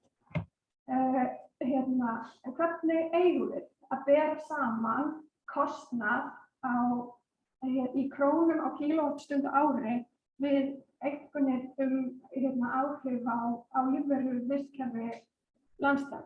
Þetta fer ekki saman. Hvað ætlum við að gera ef við erum með virkjunarkost sem kemur ofsalega illa út úr svona einkunnagjöf en í hagkvæmur flokk 1? Hvernig ætlum við að velja á milli? Af því hann hagkvæmur fyrir að það í lagi að fórna umhverfinu. Hvar ætlum við að draga línuna? Og við erum mætt til að segja ykkur að við höfum aðferðir til að laga þetta. Og það sem mig langar að benda ykkur á, því ég veit að faghópur 1 og fleiri vísindamenn eru búin að vera að gera miklar rannsóknir á víðernum og komin alls konar mælikvarðar fyrir víðerni á Íslandi. Og í þessari einkunnagjöf að þá geta víðerni aldrei vegið meira heldur en 8%. Þannig að það eitthvað þarna, það eitthvað grundvallaratriði sem að í þessari stigagjöf sem bara passar ekki við hvað okkur finnst. Og þó við séum ólík, að þá held ég að við getum öll fundið eitthvað sem bara nei, þetta passar ekki við það sem ekki við framtíðina sem mig langar að sjá þetta. Og þegar ef við hugsum til dæmis vindmyllur, þá held ég að þessi töluvert líklegt að vindmyllugarðar koma allt öðruvísi út úr svona einkunnagjöf heldur en vatnsaflsvirkjanir og eru held ég tiltölulega líklegri til að fá lágar einkunnir þarna, en þeir eru í hærri hagkvæmuflokki heldur en vatnsaflsvirkjanir. Hvernig vegum við þetta saman? Þannig að það eitthvað í aðferðafræðinni sem hjálpar okkur ekki til að taka ákvarðanir og jafnvel bara flækja þær. Hvað gerist þegar við erum með kerfi af virkjunarkostum sem við erum búin að raða með einhvern veginn? Hvað gerist fyrir verðmæti tveggja einsleitra kosta þegar annar þeirra virkjaður? Hvað þýðir það? Jú, það þýðir það að eitthvað sem var tiltölulega eins og við upplifðum að væri kannski mikið til af, verður minna til af þegar það búið að raska einum kosti, þá breytist verðmæti þess sem eftir. Og þetta átti bara við einhverja 2 kosti í rammaáætlun. Þá höfum alla rammaáætlun. Í hvert einasta skipti sem við tökum einn kost og virkjum hann, þá breytum við hlutfallsverðum á öllum hinum. Af því að velferð og verðmæti snúast alltaf hlutfall og hverju við erum að fórna fyrir það sem við erum að fá.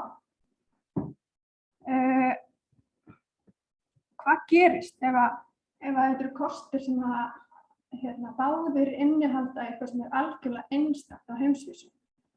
Og þeir skora ekkert rosalega hátt af því það meira en einn til. En leið og við tökum annan að það er bara síðast á heimsvísu eftir.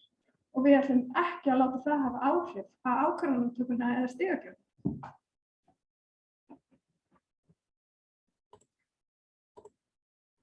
Stigagjöf felur nefnilega í sér að það er verið að horfa á hvern virkjunarkost sem fullkomlega óháðan heildarkerfinu, sem bara alls ekki hvernig við sem manneskjur hugsum. Það rýmar ekki að við tökum ákvarðanir sem stangast á við okkar grundvallar tilfinningur.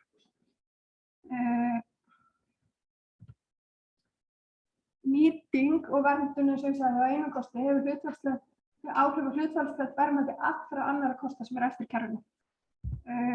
Vótölurnar í raun og veru fela í sér miðstýr verð án þess að vera verð, af því að við getum ekki einu sinni verð getum við borið saman við arðsemi.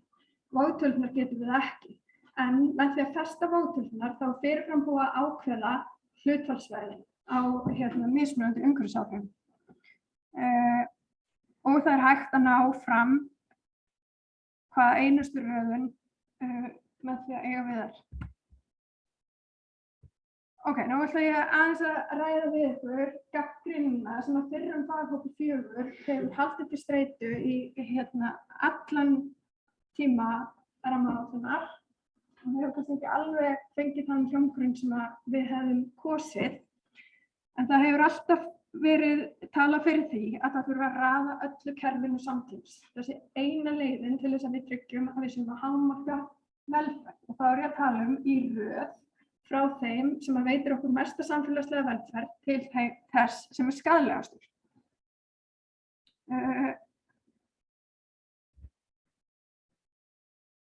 Og það er alveg skýrt og hefur verið það allan tímann. Og bara svo ég taki það kannski fram að faghópi 4 hefur saman staðið að fyrrverandi og núverandi stjórnarformanni Hagfræðistofnunar og forstöðumanni stofnunarinnar og þau hafa alltaf haldið því fram að það þarf að meta umhverfisáhrif til verðs. Annars getum við engan veginn fullyrt það að við séum að taka ákvarðanir sem að hámarki okkar velferð eða velferð kynslóðanna sem koma á eftir. Framkvæmdakostnaður endurspeglar ekki verðmæti. Það er bara nákvæmlega eins og við vitum það að verð á einhverju sem við kaupum út í búð, það endurspeglar að litlu leyti verðmætin sem við fáum af vörunni. Oft erum við í raun og veru tilbúin til að borga miklu meira fyrir vöruna út í búð heldur en hún kostar. Og ef við erum ekki tilbúin til að borga það sem hún kostar, þá bara kaupum við ekki. Þannig að það er alveg augljóst að í flestum tilfellum endurspeglar kostnaður engan veginn verðmæti. Arðsemi endurspeglar heldur ekki verðmæti. Þannig að þó svo að það er að leggja í mikla vinnu í faghópi 4 til þess að uppfæra arðsemistölur, þá erum við samt engan veginn komin nálægt neinu sem heitir verðmæti. Þá erum við komin að því sem hefur verið mjög pólitískt, sem eru hagsveiflu og byggðaáhrif. Og þegar við erum að tala heilt kerfi, við erum ekki bara að tala einn virkjunarkost í einu, að þá er ekki hægt að meta þessi áhrif. Af því að við erum að tala að raða kerfi kosta langt fram í tíma. Það er allt mikil óvissa sem er falin í því að það spá fyrir byggðaáhrif eftir 30, 40 hagsveifluna. Það veltur nákvæmlega á því hvar við erum í hagsveiflunni þegar það er virkjað. Það veltur nákvæmlega á því hvernig byggðarlög eru samsett og stödd þegar það fara í framkvæmdirnar. Og það veltur náttúrulega að miklu leyti á því hvað ætlum við að gera við raforkuna. Og rammaáætlun, eins og hún er uppsett í dag, snýst bara alls ekkert um það. Það er ekkert í lögum rammaáætlun sem að fjallar endakaupendar raforku. En það er algjörlega augljóst að áhrif stóriðjuframkvæmda fyrir hagsveiflu og byggðarlög eru allt annars eðlis heldur rafbílavæðing á höfuðborgarsvæðinu. En þetta er samt orka. Og varan sem eru undir í rammaáætlun, gæðin sem eru undir í rammaáætlun, eru orka og umhverfi og hvernig það hefur áhrif á samfélag. Verðmæti velferðar í samfélaginu. þegar við röðum þegar við erum að velja á milli kosta, alveg saman hvort þeir eru 2 eða hvort þeir eru skipta 100, að þá það eina sem skiptir máli munurinn á milli. Það bara nettó áhrif sem skipta máli. Þar með eru það nettó áhrif á hagsveifluna sem við þurfum að vera að horfa á, ekki heildaráhrif. Við þurfum ekki að hengja okkur svona mikið í einhverja hagsveiflustærðir til að geta raðað. Eina sem við þurfum að vita hvernig vill samfélagið skipta á velferð, mismunandi velferðaráhrif. Hvernig vill það skipta á orku fyrir umhverfi.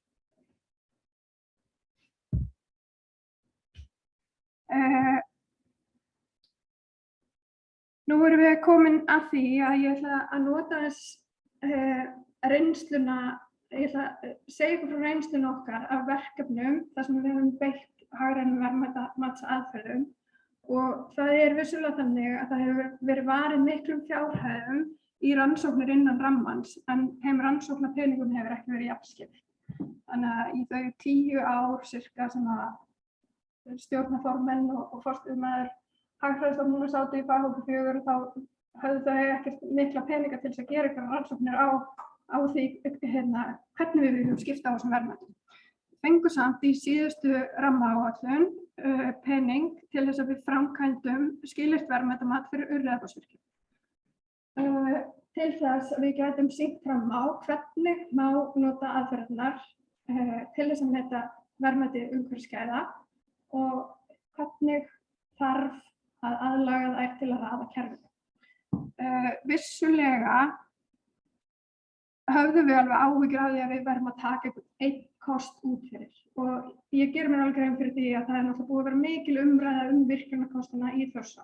Við tókum Urriðafossvirkjun af því það til ofboðslega mikið af rannsóknum það. Það til myndir hvernig áhrifin geta litið út.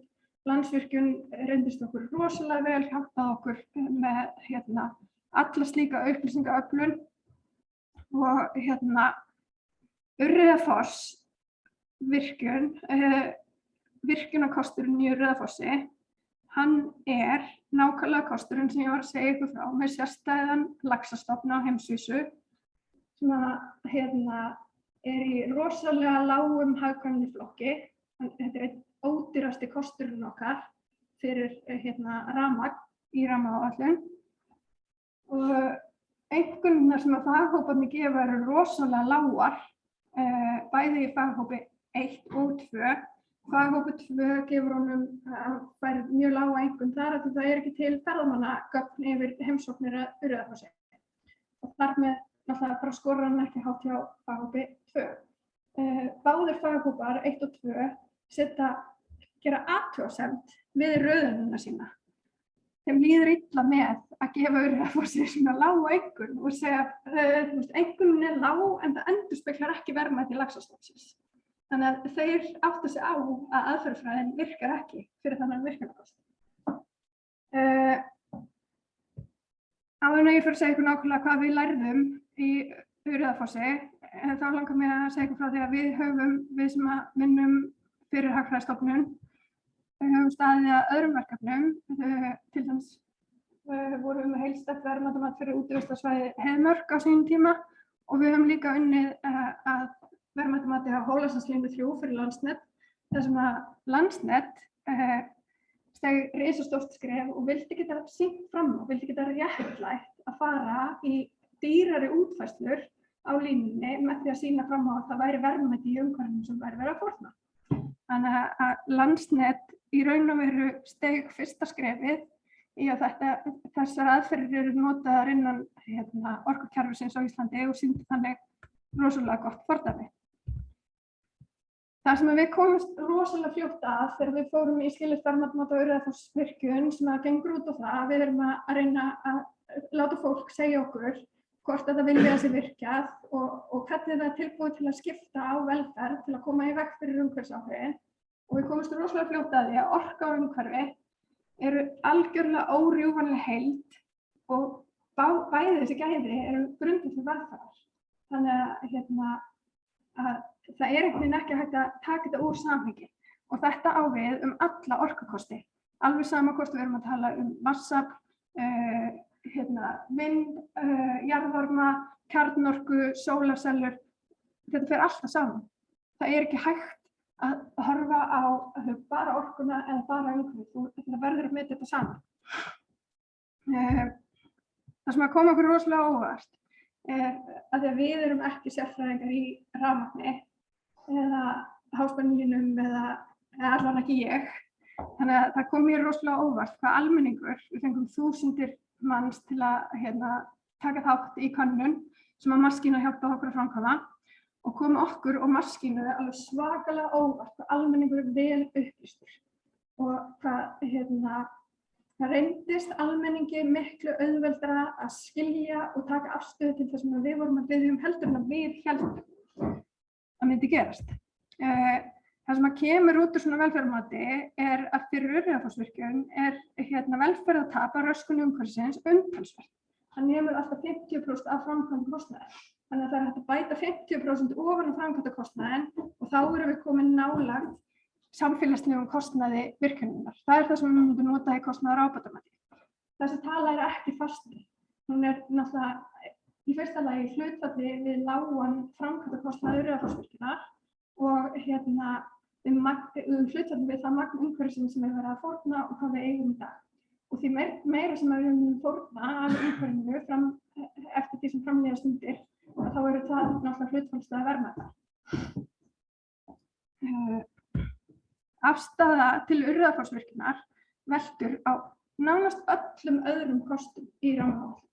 Þannig að þegar þú spyrir fólk og þú búin að fræða það, þú búin að segja þeim hvað mun gerast í umhverfinu, hvað mun gerast í ferðamennsku, samfélaginu, hvað mun að þetta sé ódýr orkukostur, að þá þeir sem að vilja sætta sig við að verði virkjað þarna, þeir segja ég alveg til í það, bara ef þið gerir það ekki einhvers staðar annars staðar. Ég til í að taka á mig velferðartapið þarna svo framarlega sem að þið hreyfið ekki við einhvers staðar annars staðar. Og þeir sem að vilja þessi virkjað þarna segja, ég vil miklu frekar að verði virkjað þarna. Það komið 6 aðra virkjanir í þessa á, ég vil miklu frekar að þið haldið bara við þessa á, fullnýtið hana og látið aðrar ári frið. Þannig að það algjörlega augljóst að þegar fólk að velja, gera upp við sig sína afstöðu, að þá það alltaf að hugsa hvað að gerast alls staðar annars staðar í kjarnanum. Sem þýðir það að við getum ekki metið verðmæti eða velferðartap af einum kosti í einu. Við verðum að taka þá alla í saman, af því þeir virka allir í samhengi. Þeir hafa allir áhrif á verðmæti hvors annars. Það sem að kemur ekki óvart að laxastofninn í Þjórsá hefur mun meiri áhrif á velferð en sem nemur 4% vógtölunni sem hann fær í einhverjum faghóps 1. Þannig að það augljóst að bæði faghópur 1 og almenningur algjörlega sammála að aðferðafræðin virkar ekki fyrir þennan kost. Þegar fólk að taka afstöðu, þá eru þættir sem eru utan rammaáætlunar sem hafa líka áhrif á afstöðu.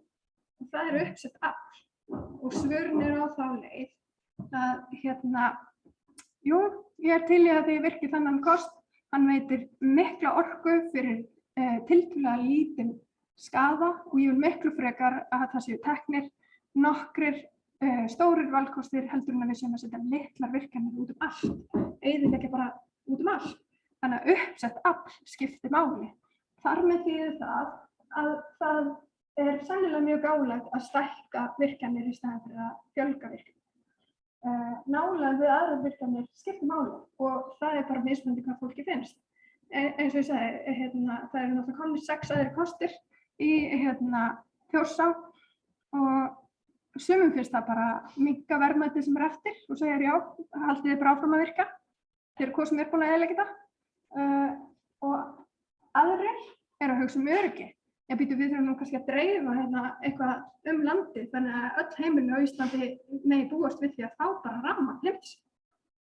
Þannig að þetta skiptir máli og þetta bara nálægð við aðra virkjanir, þetta nálægð við allt sem búið að framkvæma, öll svæði sem búið að framkvæma.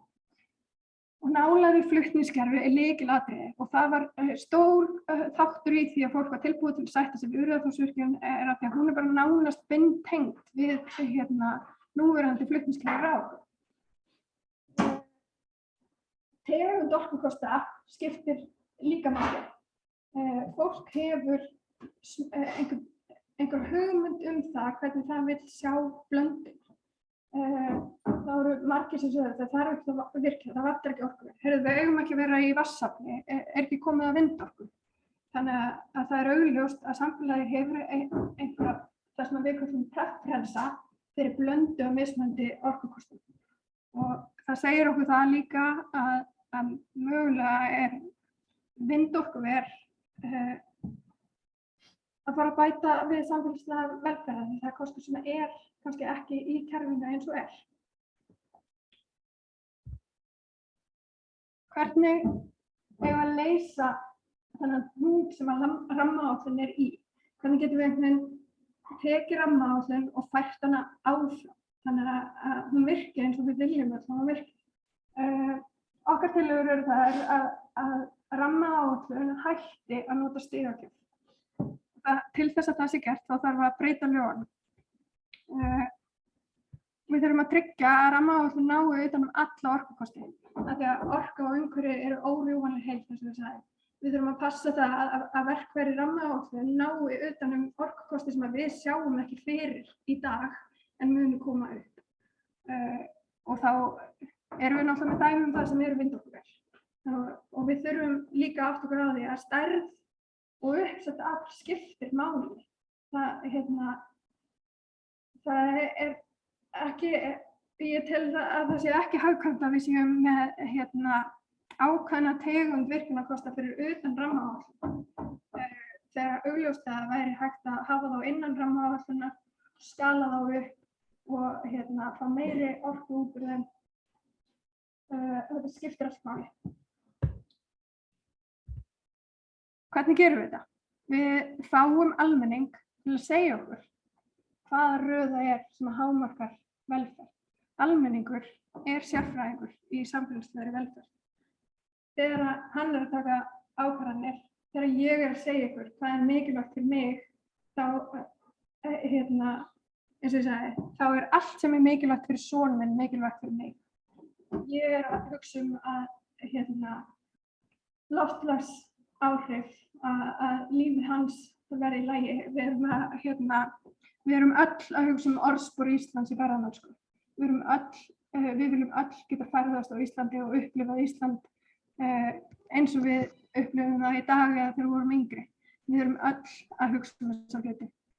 Við erum öll sammála það að allir eigi að hafa öruggan aðgang að aðra landi. Alveg sama hvar þeir búa.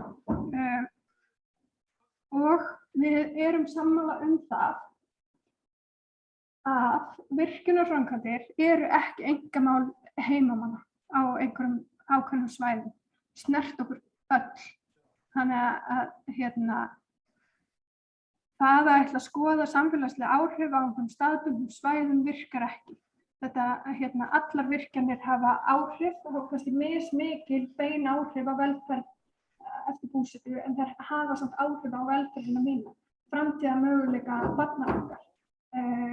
Framtíðarmöguleikann okkar hafa eiginlega valkost eftir að það breytist eitthvað, samfélagsgerðin okkar breytist í framtíðina og við getum brugðist við því af því að við sóum ekki öllu. Þannig að almenningur, hann vel í stakk búinn til að segja okkur þessa röð. Auðvitað virkar það ekki þannig að við getum spurt fólk eða sagt að raða það fyrir mig, það virkar ekki þannig.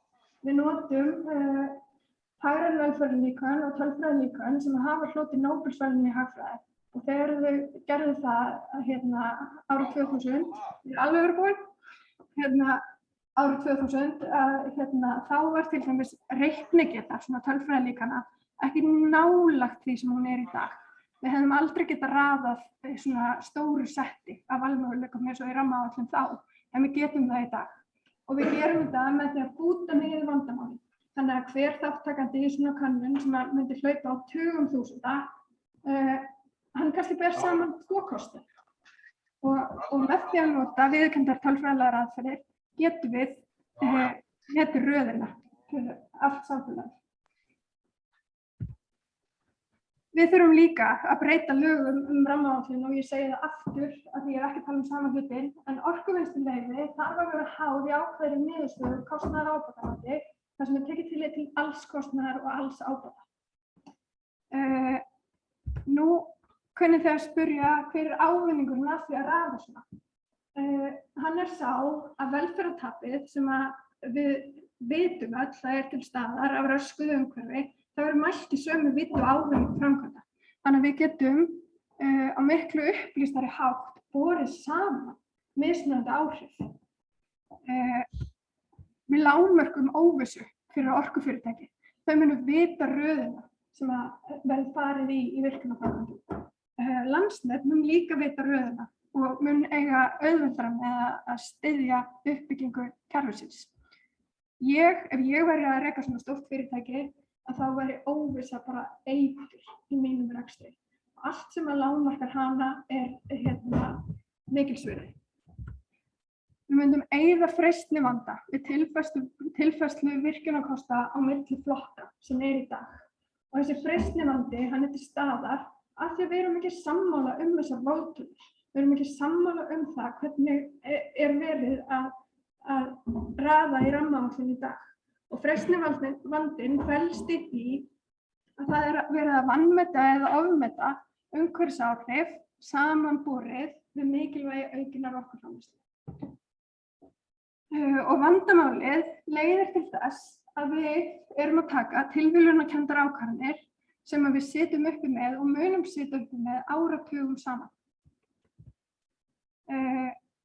Ávinningurinn að gera þetta svona líka að samfélagið fær að taka þátt í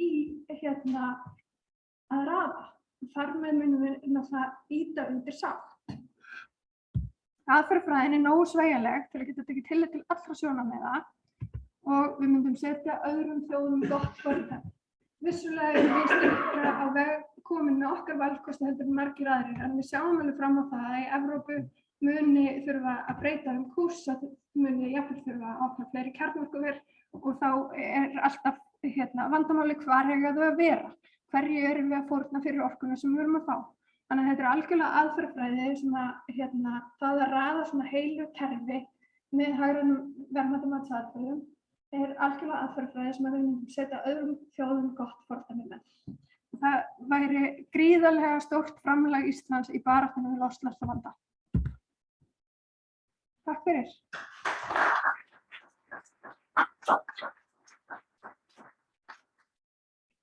Kærar þakkir. Við höldum síðan áfram, klikkjum út með pallborði sem hann Daði stýrir og þar eru menn sem hafa komið að þessum málum. Það Jón Geir, Marta, Páll, Sverrir og Tryggvi. Viljið þið ekki bara fá okkur sæti hérna fremst? Hvað segir þið? Jú, hann á eftir. Það ekki betra bara að bíða með matinn hann á eftir.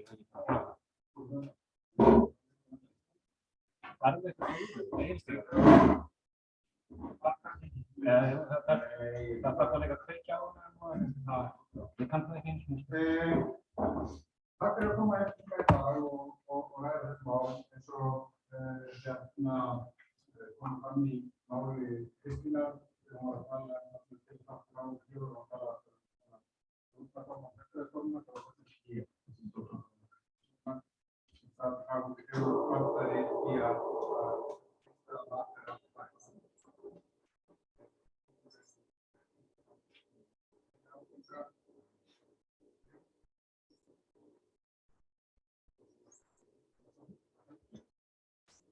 þannig að við erum hér að ræða mál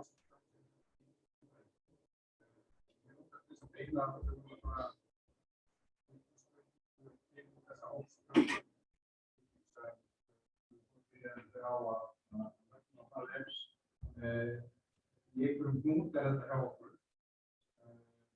þetta er ekki nýst sem það ákvarðanatæki sem við vonumst við, kannski þetta fullkomlega eðlilegt, og við komum ekki líka að fyrsta sigurinn okkar til þess að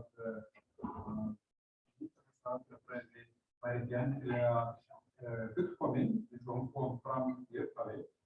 Það verður að hafa það í huga að þessi rammaáætlun er norski fyrirmynd og raunar tókst alls ekki að beygja það því að ferlið endaði með pólitíska ákvörðun þar. Kannski má líka segja, og ég ætla alls ekki að draga úr tímann og verður að kannski er það bara þannig að stjórnmálamönnum að taka þessar ákvarðanir hvernig við erum saman á ólíka kosti, hvernig við forgangsröðum, hvort eigi að hækka skatta og auka verkefnisstjóri eða lækka skatta og draga úr því, hvað eigi að gera og hvað eigi ekki að gera, það er þeirra hlutverk. Hins vegar er það þannig að þetta var tekið út í ferli, í annað ferli og ástæðan er kannski svo að það er ákveðið allt óvartur ferli í þessari ákvarðanartöku sem það er að við sitjum uppi með ákvarðanirnar mjög lengi. Það er á í verkefnum og skattamálum að spilast með en virkjum sem einu sem er komið upp í líf. Kannski er það góð ástæð að taka þessu ferli ákvarðanirnar þurfum að taka. Og þetta er langur aðdragandi að spurningu og Jón Geir náttúrulega sem verkefnisstjórnar fyrir rammaáætlun verða til að svara fyrstu. En hvernig flokkar við á hún? Ég kannski bara rekja upp að einmitt að fá að þakka Hagfræðistofnun Háskólans fyrir þetta frumkvæði að boða til þessa málþings því að það er mjög eðlilegt að það er eðlilegt í fyrir þessu stjórnum rammaáætlun sem að fyrir faglega mati að þessi geta sem hægt að prófa og besta að. Og rammaáætlun hefur starfað formlega frá árinu 1999 sem settur og stættur og það er þannig að þetta var fyrsta langur tími og það kom fram til Kristín líka það er mjög grunn í vinnunni sem að nýttist þessu að styrkja bæta og kannski verður það til fullkomið. Ég hlustaði ekki á þína tölu Kristín út af því að þú væri endilega talsmaður fyrir endanlegu lausn. Þannig að aðferðafræðin lítur hann alltaf að halda að þróast. Og rammaáætlun fastir hluti sem að hafa orðið mikla deilur sem ráðherra myndi líka bara í íslensku samfélagi áður. Og það er eins og þannig og það er líka kannski atriði sem að tengist því sem við að ræða þetta sem mútur sem er ekki afgreiðslu og ákvarðanir og grunni laganna rammaáætlun er að það eru átök nýtingu með margar náttúruauðlindir á Íslandi. Það tekist mjög harkalega á verkefnum stjórnmálanna, það er stjórnmálaflokk settur upp gagnrýni til þess að fást við það. Það eru átök núna nýja atvinnugrein, laxeldi, fjörðorku, beitarnýtja hafi. Þannig að og ég eins og hann Ståle sem var ekki fyrstu og við beigum því það áður menntar í Noregi þessum náttúruauðlindir skipta einhverjum mál við verðum þjóðverðar. Það eru veginn en þeim eru auðnast að búa til borgir í tenguna sem að hefur verið áhersluríkar mínum til þess að leita leiða að lausn þetta náttúrulega auðnast. Og rammaáætlun er auðvitað mjög mikilvægt tæki sem reyna að leysa úr þessum deilum sem að eru undir í samhengi umræðunar orkunýtingu versus vernd í náttúrunni. Og ég held líka sjálfur að við megum rammaáætlun ég er í verkefnisstjórn, formaður, rammaáætlun er ekkert endilega tæki sem við getum sagt að eiga leið til endanlega sátt. Rammaáætlun er rammi til þess að takast á með ákvæði. Þú heldur með Liverpool og ég heldur með Aston Villa. Við getum reyðst hvort liðið er betra. Svo horfum við á völlinn og spilum og það er dómari og þau eru leikari. Ég er rosalega ósáttur við það, skilur. Ég verð ekkert sátt. Það er ekki sátt af þetta, skilur.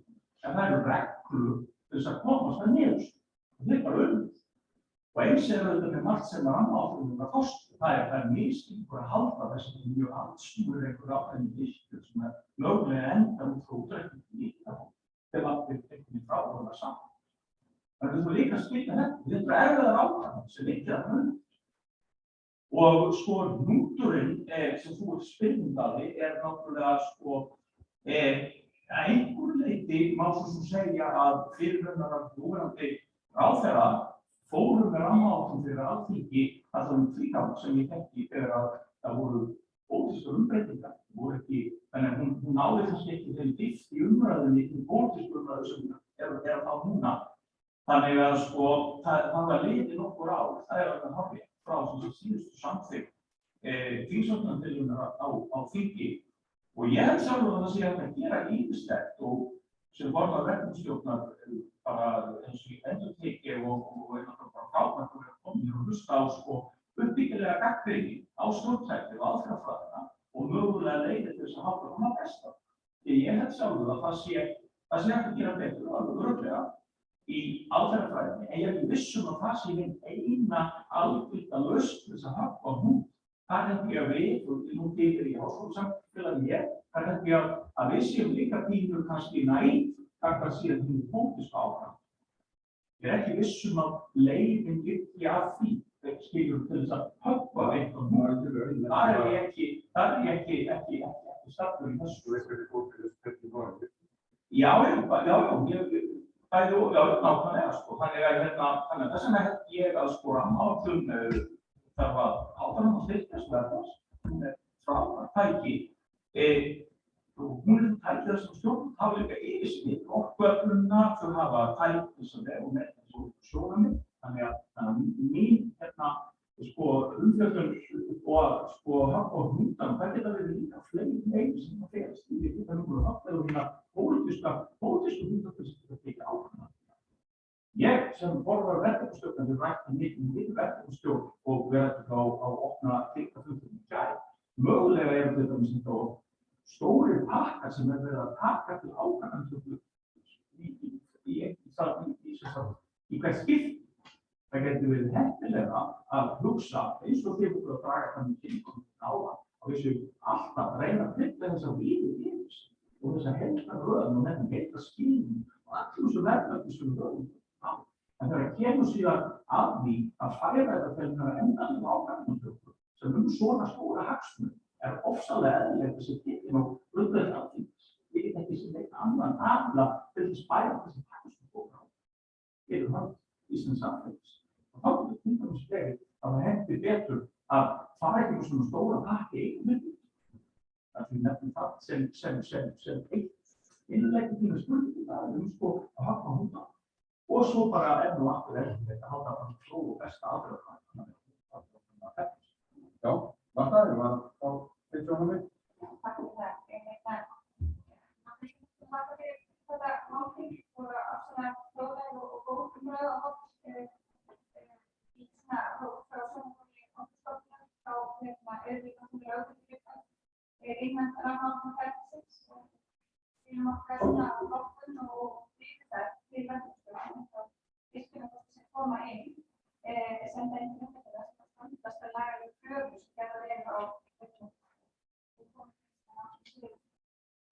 verkefnisstjórnar í formi gagna og líka fólkuna og hafni eins og hún var skrifað á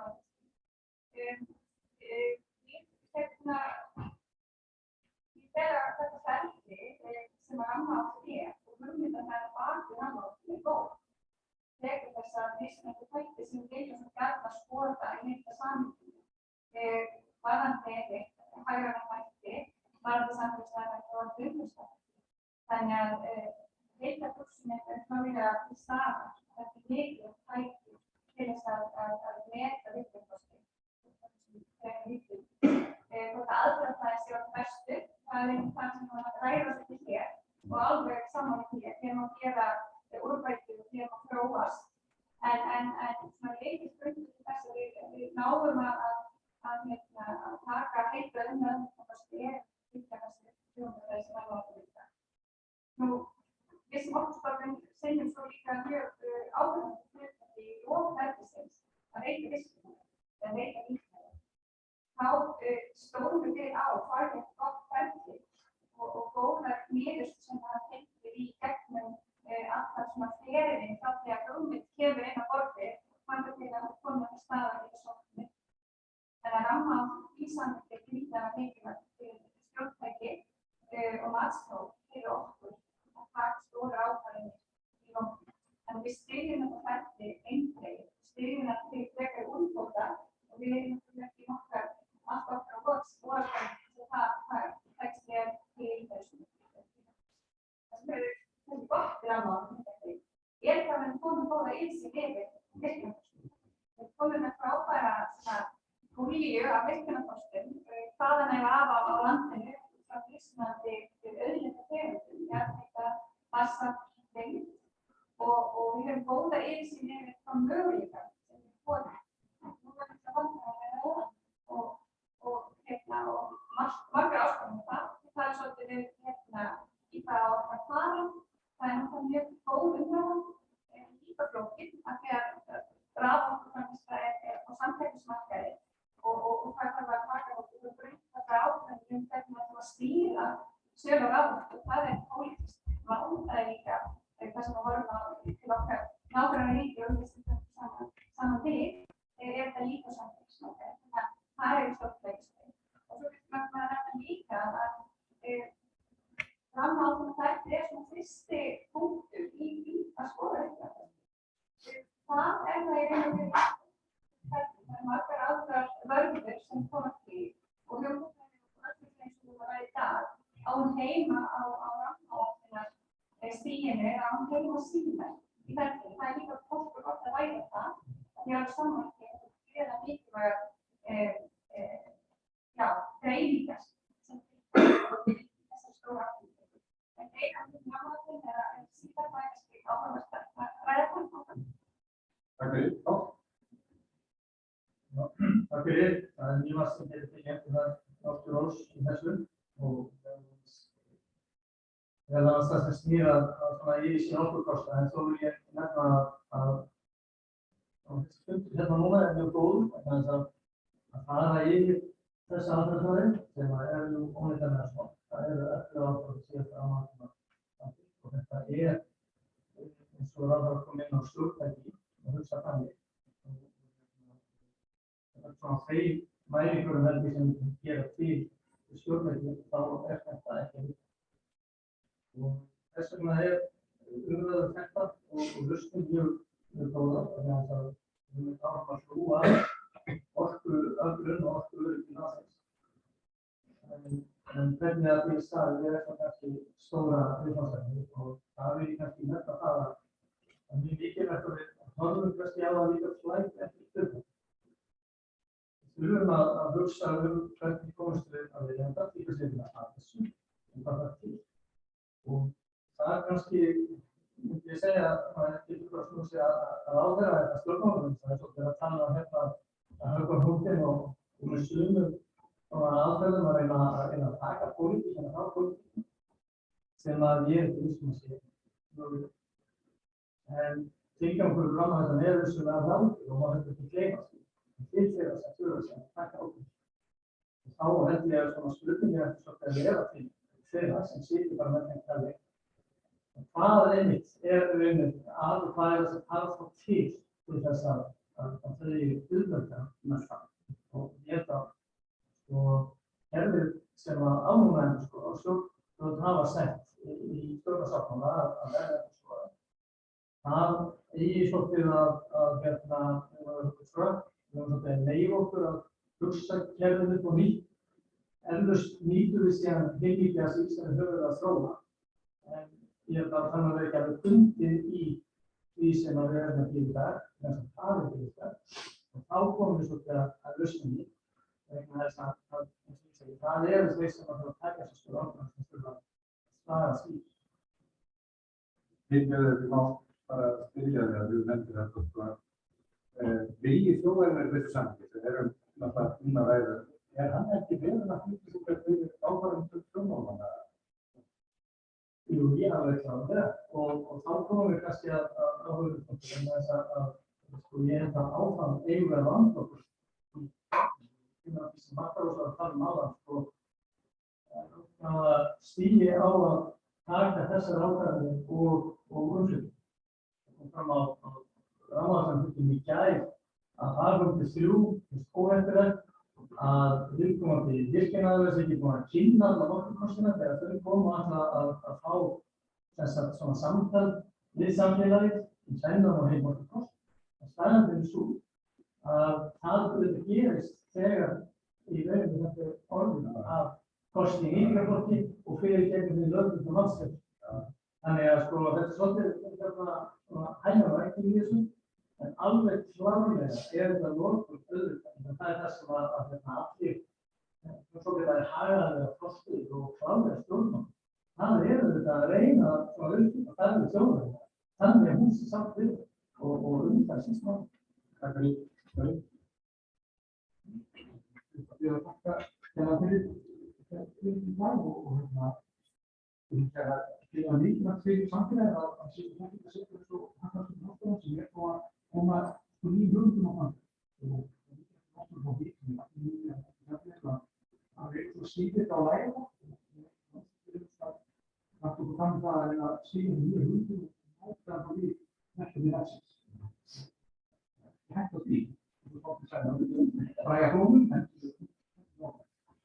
kannski aftur sögðu þá við komum að merkja það aðeins áfram. Það er svo það merkja og það er ákvörðunar. Og það gleymur stundum þetta öflun og rannsóknar. Þetta lókur það reyna niður. Ég tekur sögðu ekki það til rammaáætluninni.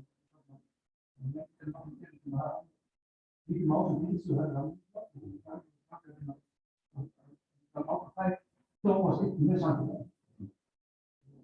Það segist að ferlið okkar ferlið er einfalt í hvort sem rammaáætlunar stómsið og skilvirkni hefur með sett í afturvæg. Að fæða hættum ég þetta fyrir ykkur sem að þjóða fyrir það er hugsa sínum fyrir ákvörðum en þetta staðið fyrir fram það er alltaf bara bæta í sattu. Þannig hefur það líka aftur við takk fyrir lóðum þetta og það sé að á saman tíma á við prófaðum ekki framförðum veitum því að framkoma þetta er meira í fjármunni að spila á og á saman tíma nýtist þessi útveikningssátt. En nýma til óveg. Men það er að þetta er rammaáætlun. Það er aftur að byrja að lókur nýtt.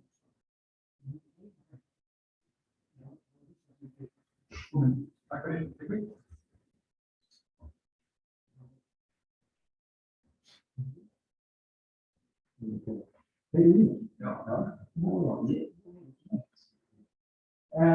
Þakka þér fyrir Kristín, það er sérstaklega áhugavert erindi og mikið væri gott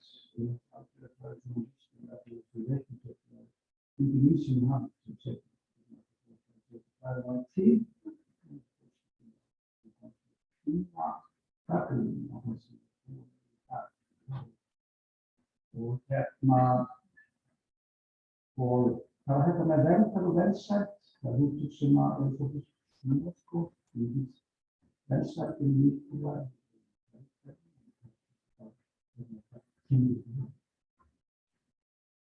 það er mikilvægt ég var startur hérna skaptur á og til bændahöfninni var 1999 og fylgdi með íbúðsíðum og styrkti það að vera hefja þessi verkefni með rammaáætlun. Ég er svona gamalli hettuvík eins og gráum hárum á sjá hvað þetta var. Og við vorum að leggja þessu verkefni sem við vorum að koma til mjög erfiðum deilum og Jón Helgason sem hafa formað landvernd. Hann svona fylgdi svolítið á þetta landvernd þar sem ég er komið í dag og var þá framkvæmdastjóri var svona halda ákveðna fundi og reyna að þróa þessa og hafði lært af normum þess. Síðan fór önnur eftir það samfélag sem var alveg óháð þessu sem var svokölluð kárahnjúkavirkjun sem var miklum klofnum til samfélag. En þessi vegferð hefur skilað okkur alveg geysilega miklu þetta sjá og nú erum við að taka nýtt skref í þetta og ég held að við erum eftir að ná í endurmenn. Við hérna í háskólanum í Hagfræðistofnun bæta þetta frábært. Við eittum talsverðum tíma á 1999 og 2000 að ræða skilgreint verðmæti og það var að nota það kannski því að ekki hægt. Þá kom þessar aðferðir þessi skilgreint. Og hún hjálpa okkur til að sortera og hún er búin að koma ákveðnum kostum á Íslandi í verndarflokk. En ef að framtíðarkynslóðir vilja ráðstafa þessu landi öðruvísi, þá geta það gert það. Og það sem er í biðflokki það er vegna þess að það er í ykkur eða þá að verkefnisstjórn fyrir sáttum. Það sem er hættulegast er það sem komið í ykkur.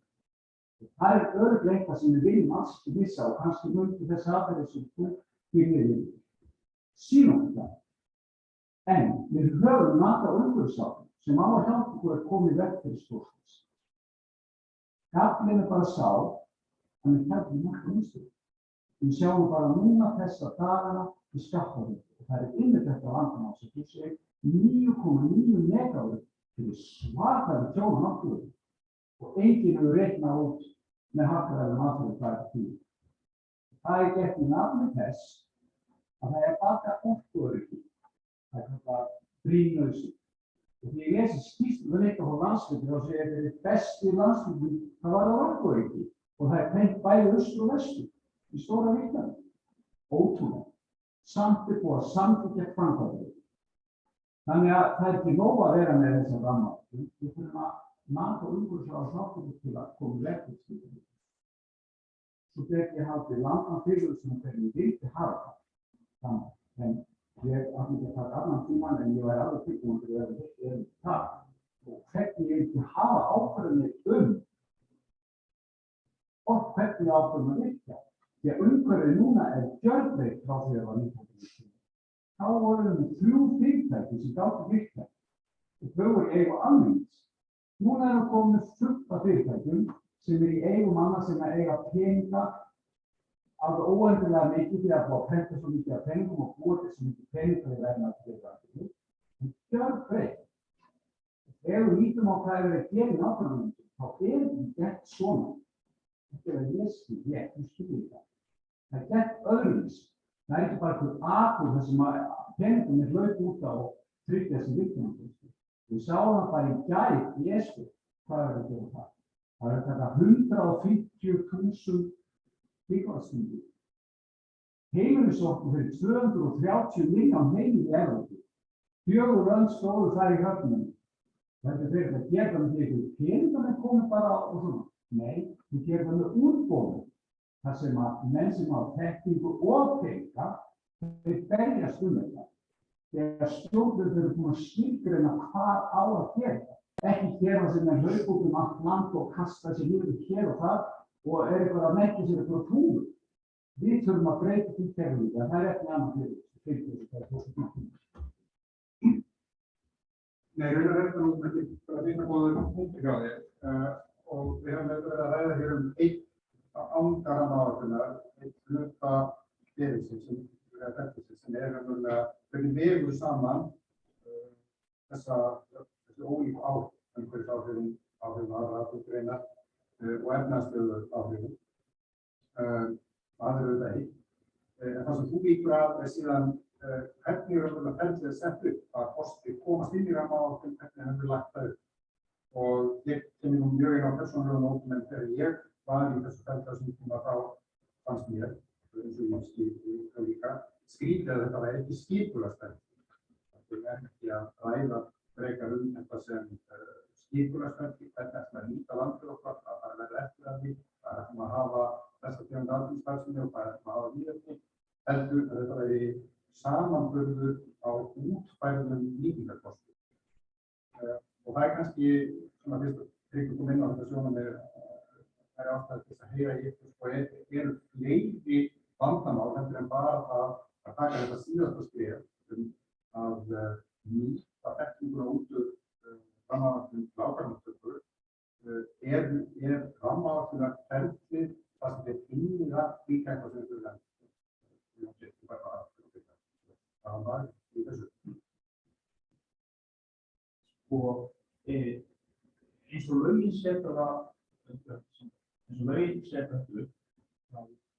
geta oft virkjunarkostir komið á þrennan hátt innan borðverkefnis. Það virkjunaraðili sem hefur áhuga á framkvæmd og hann samskipti með Orkustofnun sem á sér samskipti við hann og hann kemur virkjunarkostum til kasta verkefnis. Það getur Orkustofnun sjálf tekið upp hugmyndir virkjunarkosti. Það með þess að gæti á sem að Tryggvi sagði, það endilega að það væri útilokað samkvæmt lögum að slíkt að geta á hugmyndum lögum sem tekist það slíkt. Og síðan í þriðja lagi, eins og ég skil lögin, þá er verkefnisstjórn heimild til þess að taka upp sjálf. En þetta eru þessar þrjár brautir sem nú gildandi laganna til. Og það er þannig að lögin þetta búa til ákveðnum borgir og sem þetta máta sig af því innan samfélagsins. Og þetta hefur megin áherslan verið sú að vinna greiningar á þeim kostum sem að virkjunaraðilar að bera út, það sem einhver framkvæmd gerandi á baki. En þessu Tryggvi nefnir, þá þetta ýmislegt sem breyst í landslagi og þar með sko ég svo sem ekki neikvæður að segja náttúrulega því byggt svar við spurningum hvort að þetta stjórn einhverja breytingar veitin. Ég vil bara benda á að þetta býður útgildandi laganna upp á. Það er og það ekki verið. Jú, það hefur verið nýtt þannig að Orkustofnun hefur sent verkefnisstjórn virkjunarkosti sem að engin virkjunaraðili hafi óskað sérstaklega. Það hefur verið nýtt, en verkefnisstjórn hefur sjálf eftir sem ég þess breyta frá því lögum og sett haft slíkt frumkvæði saman. Já, þú spyrir sko hvað er það á inn í janúar og það var og mikið veist í landslæginu síðan og erum að horfa á þróuna í janúar og allt þess að þú gríðari kvartning í að bara einstaklingar bara virka sólar orku síðan í heimilinu og einhverju selling og net og allt í þeirri þróun. Minni virkjunaraðilar, smávirkjanir, ekki rammaáætlun og svo er það að tala stærri virkjunaraðilar. Það eins og komum ábyrgir voru að tala stóra aðila í eigu opinberra aðila og núna í dag er að tala alltaf alls konar aðila og vegna svona kröfuna sem við núna í lögum náttúrulega þurfa að byggja samþykkis sjónarmiðum getur þessara aðila til þess að skila gögnum þessa kosti og segir sem þetta sjálft að stór fyrirtæki hafa mun líkari getur til þess að skila góðum gögnum virkjunarkosti sem hægt til góðum greiningar versus kannski einkaaðilar eða minni aðilar eða bændur sem vilja setja sína virkjunarkosti og hafa ekki sömutörn á að skila þessum gögnum. Þannig að þetta þarf alltaf að hugsa í þessu samfélagi sjónarmiði þannig sem við búum við í það og í samfélagi það gögn er að koma inn á okkur og það er aðferðarfræðingur fyrir á þeim gögnum sem hægt er að meta þessu. Þannig að þetta er líka þróa aðferðarfræði sem að geta lífsgögn sem að lagarar pröfur byggja á og þá þarf að skora mjög vel en þá að fara í flóknaraðferðarfræði, flóknarútbygginga eða mat sem að krefjast miklu meiri gagn.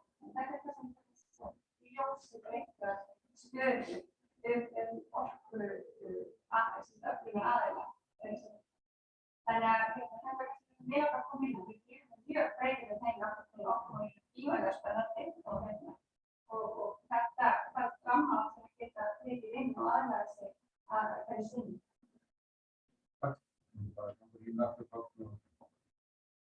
Já, það var kannski það þegar maður þráði varðandi breytan heim og það svo vissulega þannig.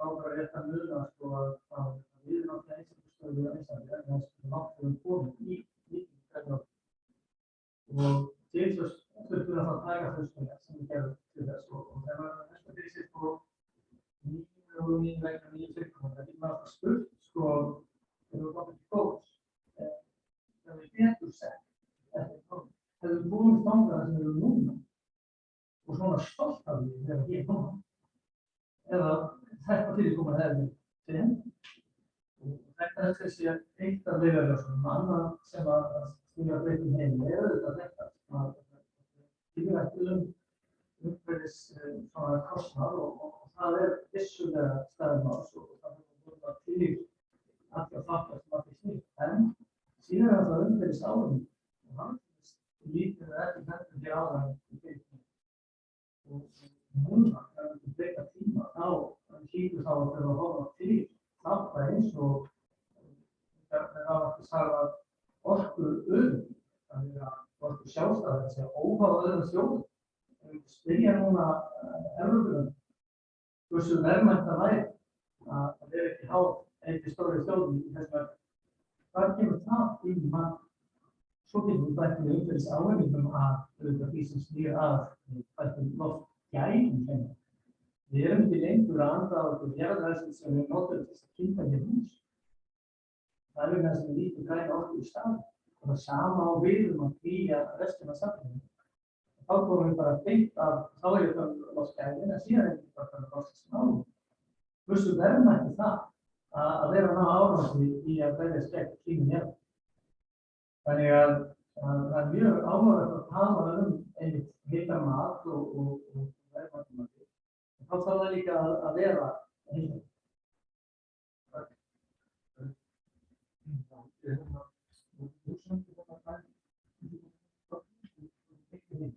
Það er málið að þetta þróast heimur í það, við erum að vinna. Og þú frá mér áðan að fyrst og fremst að hafa sérstaklega öryggi. En ótrúlega mjög þá það er út áður að fyrst í út. Þannig að samt einhverjum. Það skal vinna og það er ekki og gæði þannig sem þú vera málið. Þetta var þessi efnarsöfnum það sem er einhver nýjus. Þetta er sér á. En það er ekki þú það fyrir að safna mikið gott. Við erum við og hægt að taka einhver áfæð. Það er ekki þú þetta enda á þetta kópan danska heimspeking og fer. Þannig að þú förðust í ennum út. Við erum við á þessu fjöskum áður. Það á ekki samt mál. Það er eitt hugtak í hagfræðinni sem maður lærir bara alveg á fyrstu vikum. Það heitir jaðarávinningur, jaðarkostnaður, jaðarávinningur. Það er dreifing og vísirnar í hagfræðinni. Og það er kannski það sem við erum líka að hugsa þegar við erum hugsa þess að forgangsraða og vita upp og allt. Það var alveg svakalega jaðarávinningur að hverju einustu kílóvattstund þegar þessu komið. Þegar það eru orðnar svona margar þá geta menn spurt hvort það þessi meiri jaðarávinningur á því að bæta 9 kílóvattstundir við eða nýta betur það sem er einnig til. Það er mjög áleitin spurning. Það er spurning sem að hefur þurft að svara miklu betur í þessari grænbók, ágæti grænbók, hún góð kosti og mætti tónaka blaðsíður í hana sem ég hef að skrifa til ákveða. Vegna þess að þeir tók ekkert á því. Þetta er mikilvægt. Hins vegar vil ég segja það þegar velja í. Ég held að það er að hlutverk okkar ágætt okkur sem að velja þá kosti sem eiga þær að ná. Fyrirtækin verða bara fyrir að þau geta skrifa betur orkustofnun. Þegar orkustofnun er búin að koma sér saman X marga kosti, þá fer það í þessa ágætu aðferðafræði sem kannski eru betur til að fyrsta mjög mótskil eftir þetta aðferðafræði. Nú er sóknir. Þegar þú eru sóknir, það er komið í líkingar. Þá framkvæmir ráðherra umhverfismála mat á umhverfisráðherra. Bestu kostum koma fram Og svo kemst ríkisstjórnin Alþingi að þau þurfi x margar orkueiningar í viðbót og samtíma okkar etc.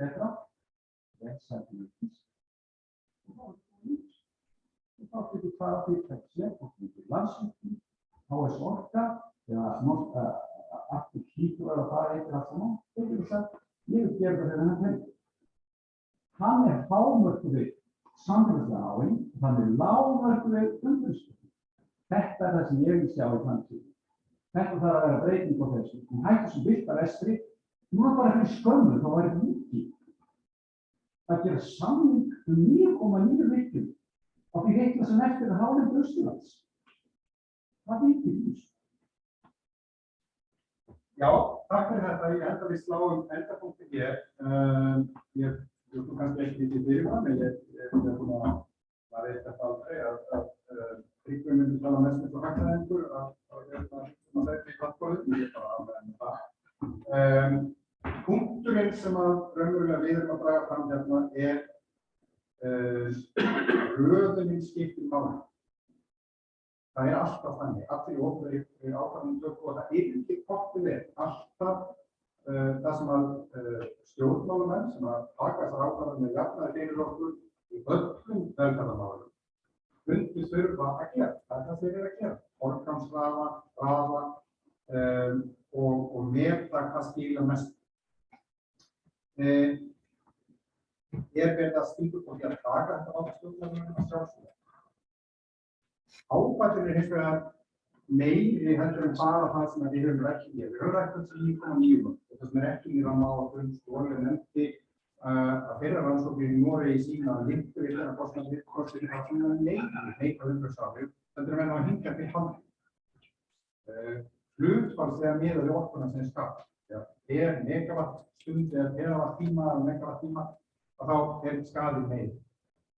Aðferðafræði eins og þessi myndi gera okkur kleift að búa til, þetta nefndi Ståle nú líka, lista eða mat á því hvað einstakir eiginleikar, hvaða neikvæðu umhverfisáhrif þeir hafa, hversu virði þau neikvæðu umhverfisáhrif eru. Þannig að það verði hægt að nýta alveg nákvæmlega eins og nota matið á tölfræðilegu lífi í alls konar falsinsútreikningum, vegagerð og smíði og breytingar á heilbrigðiskerfi og alls konar. Að það væri hægt að nota þessa niðurstöðu til þess að útvíkka þekkinguna frá rammaáætlun til að ná til minni virkjunarkostnaðar. Það eru öll þessi sjónarmið sem við þurfum að skoða ef við tökum ákvörðun framkvæmdir ástæður til þess að breyta þetta. Ég vil bara segja takk fyrir þetta, búið að vera mjög skemmtilegt. Takk ykkur fyrir Pallborðsumræðuna. Það eru veitingar hérna frammi og ég þakka bara kærlega fyrir. Takk.